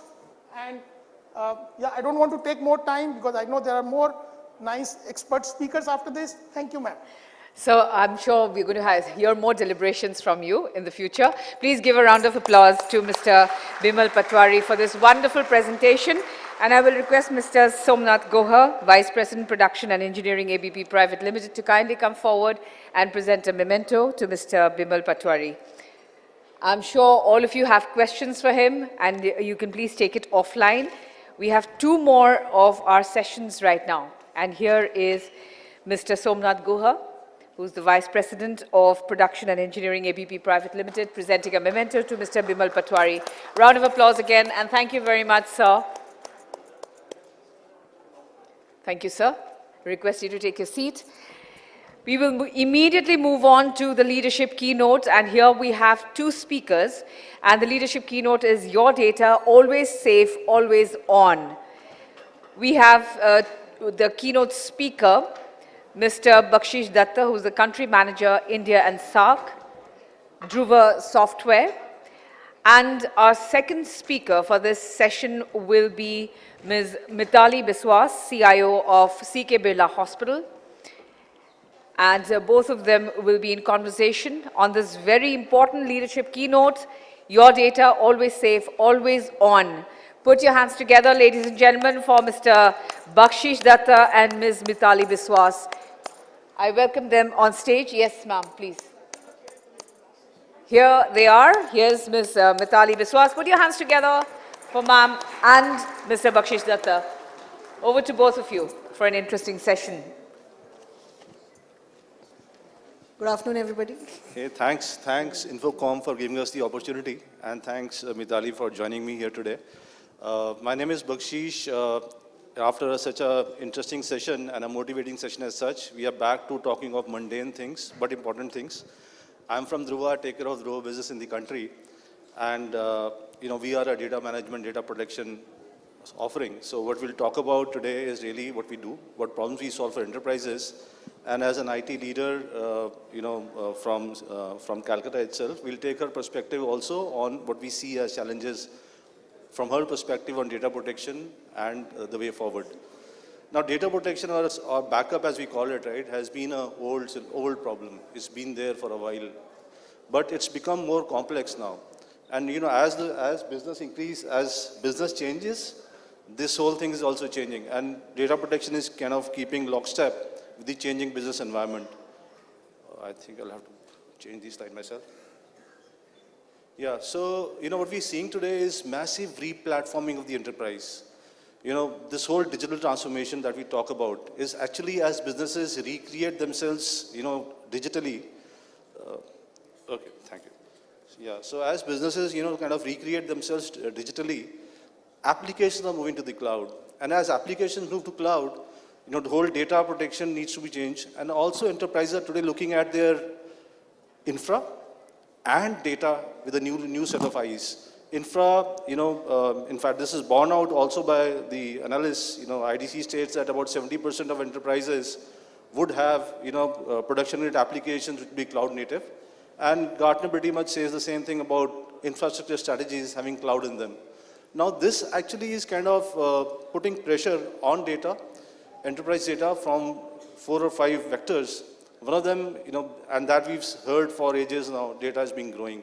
But data is not only growing, it's only getting fragmented. More and more data sources, more and more places data is getting created. So that's one key area. The second one, we touched upon it, was because of this digitalization and acceleration to the cloud, a lot of data is now getting, generated at cloud native applications. So that's another thing. Another key thing is really on, today, most of the IT leaders in the room, apart from just managing data, there is a lot of, compliance and regulation that they need to be subjected to. So that is an added dimension or added challenge that IT practitioners, IT leaders are facing today with respect to data. And last but not the least is the ever present threat of ransomware. How to keep data protected, how to keep it ahead. I'll just hand over to Mitali for her perspective on these things. Do you see these in your system, and how do you tackle them? Right. So, we are from healthcare in the business of, running hospitals. And when it comes to data, in a hospital, it generates huge amount of data daily. I think almost all of us have been to hospital someday or the other, and you can imagine the amount of data a patient generates, right from his demographic details to the clinical details, to the reports, to clinical notes, to diagnosis, huge amount of data, right? And the data resides in silos. It's not one server or one central server or cloud that it goes and resides. It's multiple. So I think that's a big challenge, that we have. In terms of regulation, I think from an India perspective, we don't have very strict regulations as of now. But this data protection bill which has come up, I think if it becomes a reality, there's huge amount of, regulations that come in. I think security, I think this AIMS incident which happened a few days back, I think all of you are aware about it, and it's still trying to revive from it. So that's a big, big threat. What we currently prioritize, normally I think most of us probably make that mistake, is to secure our central servers, where probably most of our critical applications run, either on cloud or on-prem. So I think the most focus is on those servers, and the ones probably the end user devices or the tier 2 applications which are running on some server in your organization, that is not thought of. So I think that is one challenge even we have, where we are trying to protect the entire organization, trying to manage the entire data silos, and also this ransomware threat. How do I make sure that my data is secure? So I think that's a big challenge we also face as an organization. Right. Thank you so much for your perspective. Really appreciate that. So, moving from there, what are the, core requirements that IT leaders today have in terms of data protection? And once again, core requirements, evolve with businesses. As businesses are changing, the core requirements from data also change. Now, one key thing that she also spoke about is, data. Data is today at different sources. Enterprises wish to protect all the data and not necessarily from different applications. Data could be on endpoints, data could be on your servers or cloud. So single, no data silos, data being protected by a single application to have a central visibility. The other key thing is really, data protection being the primary use case, but compliance, data governance are equally important use cases. And if there's a single application that can protect all of it, it once again gives a single visibility of data out there. The other piece is really, consumption model or how you pay for what you do, what you use, right? Nobody wants to today build in a lot of capex to build capacity for use as business goes. As business goes through cycles, the solution should be able to, scale up, scale down, and, price accordingly. So typically a multi-cloud solution that supports multi-cloud apps, prevents data silos, and a cloud simplicity at scale. Then, the other key thing is on ransomware, she touched upon it, the incident at AIMS. Ransomware, the key thing is one, as a ransomware hits, the first thing that it does is, goes and deletes your backups. Most of the legacy application solutions would have their secondary data also in the same network. What that means is if there's an incidence, then the last line of defense gets deleted first. So that is one challenge, and the other challenge also is that if at all this happens, the solution should be able to orchestrate recovery. If primary data does get impacted, the solution should be able to orchestrate the recovery so that business comes back fast. And then simple pricing, not really complex, no hidden cost, easy to consume, and preferably similar pricing model across the globe. So this is something that we've seen with our interactions with enterprises. Once again, I'll hand over back to Mitali for her views. Right. So from a customer point of view, I would like to, give my headache to somebody else. I don't want to take the headache of making sure that my data is secure, it is backed up. So I would rather focus on the, the business transformation I'm working on and give that headache to somebody else. So for example, storage is a big problem. With the amount of data that we generate, if storing that and if even the backup of it, so it's, external disk or hard disk I keep on adding every month, for example. So that's a big headache, that I would rather give it to somebody else. And I think security is a big perspective. So especially in today's world, I think the cyber security is one important aspect, which is, I think, giving sleepless nights to all the CIOs. And again, security of the backup data, that also, if I can give the headache to somebody else. And it should be easy to retrieve. I mean, it should be at the click of a button. I think that's what, as a customer, I would need. Thank you. Thank you so much for your perspective, Mithali. So this is, going from what customers are really looking at to what's available in the market, and therefore our value prop to the enterprises yourselves. This is typically the way a lot of existing solutions do a solution diagram for customers' environment. This is a 7-vendor problem, as you call it. Now the IT teams are expected to build, operate, and manage this 7-vendor solution, which includes hardware, software, cloud, tapes, services, etc. And since there are so many moving parts within the whole solution, the threat of cyber exposure is real. If you don't update or do security patches, you're vulnerable. And also this is appliance dependent. Data is siloed, no center of visibility of data as well. And once again, very, very complex, multiple copies of data all across, expensive, complex, and just not worth it. Now, keeping this in mind, right, what we kind of tried to build upon was if you could eliminate all this complexity from enterprises for their data protection requirements, maybe we had a play with in the enterprises. So what we built was a cloud-native SaaS solution. Now we are a cloud-native SaaS written on AWS platform. We are available from almost all AWS availability zones across the globe. So which means that if you have data, if you have teams residing elsewhere, you could keep your data in the AWS availability zone closest to you, and wherever the data may reside.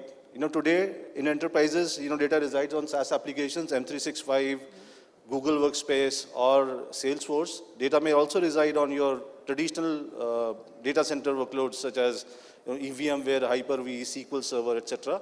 Or if you have cloud-native application on AWS, Azure, or Edge. So whatever the data source is, we dedupe the data, encrypt the data, back it up to the cloud, make it available for restores to the same location, to some other location. And since we have the capability of indexing the data, we also kind of offer data, governance use cases, e-discovery, legal load, etc., compliance, etc. And we built the whole cyber resiliency option. Idea is not just to protect the data. So one is, your primary data, whatever may happen to it, the backed up data is always safe in an air-gapped, immutable kind of format, but ability to restore. As Mithali said, the whole point is to be able to restore as we go by. So that's what we do. We are an API-first design as well. We have native integrations with a lot of people like Splunk, Palo Alto, Okta, etc. So if you have these in your system, we could integrate with them, whether for SIM or for single sign-on, etc. So that this is the whole system. This is a part of the whole system, not an island in itself. Yeah. Coming to this, just want to spend about 2 minutes on this problem. Maybe Mithali can, if you want to just spend some minutes on as an IT practitioner on these challenges, and then I'll come to what we do. So I think I've spoken enough about challenges. So probably I'll share on what we did to overcome these challenges. So we kind of, for all our servers which are there on-prem and all our endpoints, we have centralized the backup to Dhruva, and that has given me 4 benefits. So one, automation. Earlier, even 2 years back, we were dependent on the users to make sure that they take their backups. And the doctors and nurses, they are not the most, technology savvy bunch, I must say. So there were gaps, it was always on the IT team to make sure, spending a lot of time to make sure that, the backup is done. So now it is fully automated. There is no manual intervention at all which is needed. So all the data gets backed up automatically in the intervals, that we have configured. Second, it is all, totally taken the storage headache away from me. And it's not that I have to plan. Whenever there is a storage shortage, it's just a click of a button and the storage is available. Third, the data retrieval. I think that's very easy. We had incidents, a very recent incident where the finance head of our organization, his entire, machine went for a toss, and there was a very critical review the next day. I mean, we could get the data in probably minutes from the cloud, and there was no impact. And I think the fourth, the most important aspect is the security aspect. So, I don't need to think about it. So my backed up data is secured. Somebody else is making sure that it is encrypted, secured, not accessible. On top of these four benefits, I think another important transparency it gives me is a dashboard where I can at any point of time log in and see what's the status, whether the backup is happening correctly, what is the storage space that I'm utilizing, are there machines which have errors, which are not backed up probably. So I think that transparency gives a lot of confidence, making sure that the data is secured and there's a backup. Thanks, Mitali. So basically, what we do actually, as I said, 3 dimensions to it: data integrity and availability. And I'll not take a lot of time here, but just paraphrasing what Mitali said, as ransomware takes charge, they go and delete the backed up data first. So we always have an air-gapped copy of your data in our secondary storage. It is immutable, and it can't get impacted the way we back it up and store it in our system. So your backed up data is always safe. The second piece is operational. Now, traditional legacy solutions, what they do is they expect the IT team to patch security updates, software patches, etc. And if you've missed any one of them, there's a vulnerability option open, and they, hackers, etc., take advantage of that. What we do is we deliver as a SaaS service. Our security ops team, manages all of it at the back end, 24/7/365. So all security updates, software patches, pen testing, etc., is taken care of by us. We offer a SLA-driven, offering to the customer. And last bit is on, once again, recovery piece of it. Now, most of the legacy solutions, they don't have a recovery or orchestration mechanism. If you do get hit the primary, once you've cleaned up the primary, you want to be able to go back to data, go back to business fast. And that's where we offer a curated snapshot. From if you have 100 snapshots, different snapshots may have different encrypted files because ransomware will, take months to get into it, right? So we are able to offer you a curated snapshot that we can tell you is 100%, there is no infection out there. You could restore with confidence from there. Yeah, so we are industry's first and at-scale SaaS platform. We started our SaaS journey in 2011-12 timeframe. So today, cloud is the flavor of the season. But we've been at it for 10 years now. This is not a V1 version of our product. We've been at it for a while now. We have about 4,000 odd customers globally, about 400 in India as well. Gartner kind of, and these customers didn't need a Gartner validation to buy us. But, Gartner also kind of recognized us. We are the only SaaS vendor in Gartner report now, in a visionary statement. And what they really commit is on the old SaaS offering there. About 400 customers in India as well. Some from across. Data is important for everybody. We have a play which is horizontal play. So across different segments, happy customers. Thanks to Mitali as well for being one of the customers out here for us. That's all that we have to present. My coordinates here. Happy to engage in any discussion, offline, online, whatever. Thank you so much. Thanks, Mitali, for your time as well. Thank you. Thank you very much to both Mr. Bakshish Datta and Ms. Mitali Biswas. I'll request Mr. K.K. Mahapatra, Head Advisor of Infocom, to kindly come forward to present mementos to both our speakers here.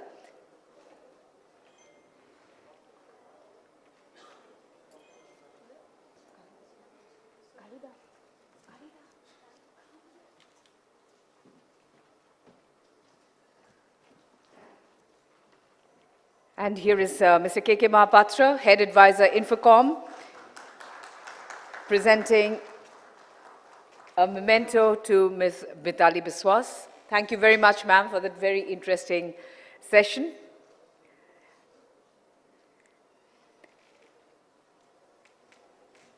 And thank you, Mr. Bakshish Datta.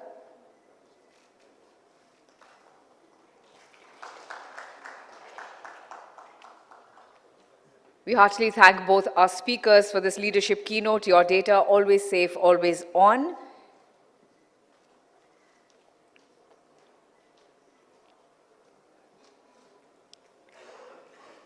Thank you. We request you to take your seats in the auditorium. We will move on to the next keynote, Leading in a Digital First World Through Secure Network Transformation.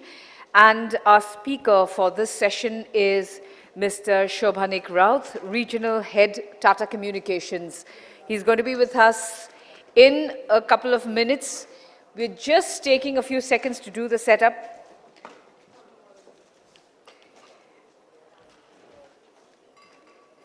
Today, lunch is going to be very short. For all of you, it's just going to be for 25 minutes. We have to rush back because I promised you that we're going to laugh a lot. So we request you to quickly gobble on your food. Right now, we have not broken yet for lunch, please.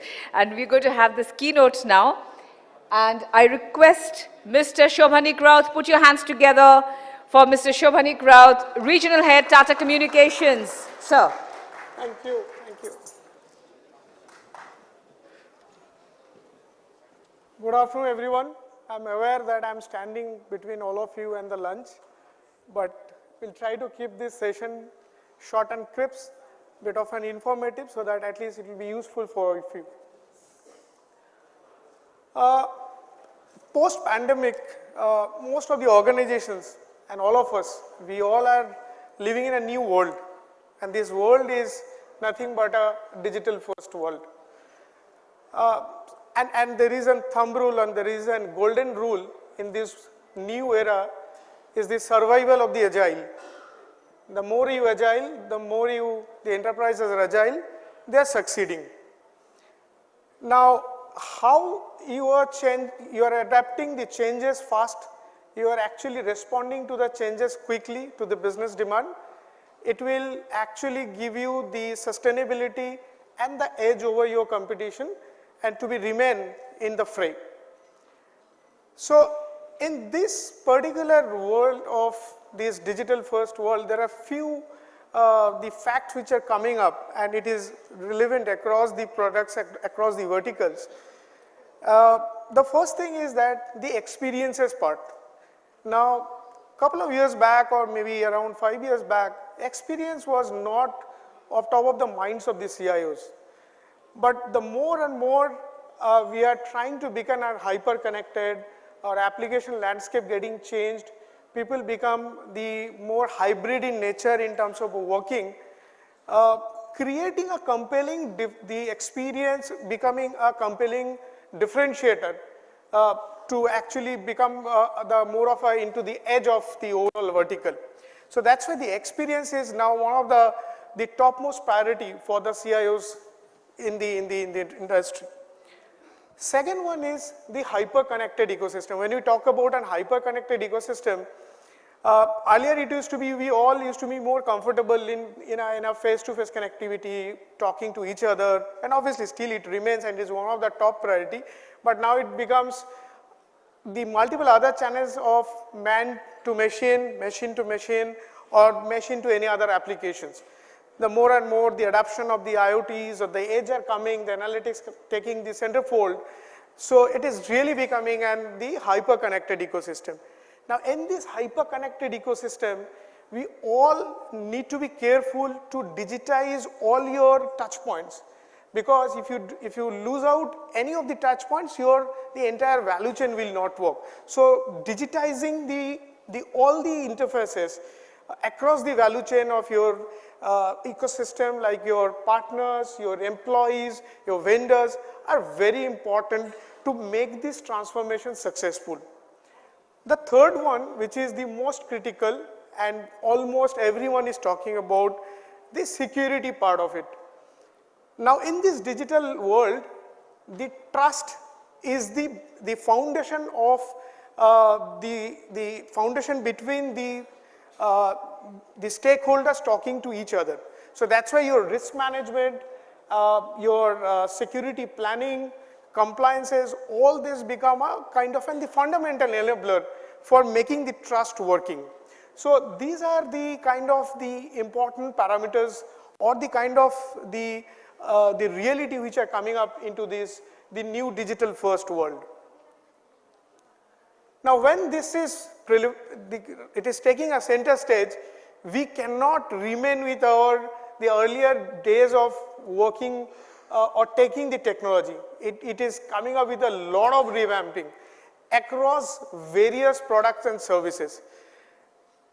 So we all are aware, I don't want to re-emphasize on that, how the cloud is taking a center stage, because in the pandemic stage, a lot of people either forced or they have taken a conscious decision to move towards the cloud.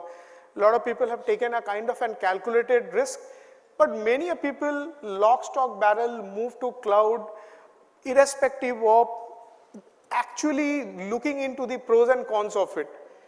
Whether it's a right, wrong, whether the platform is right or wrong, it is a kind of in the study now people are doing. A lot of the CIOs now introspecting how that movement actually worked in favor or against of it. So because this movement is happening, the entire part of talking to each other, the employees talking to each other, your internal employees talking to your partners or your vendors, these all getting changed.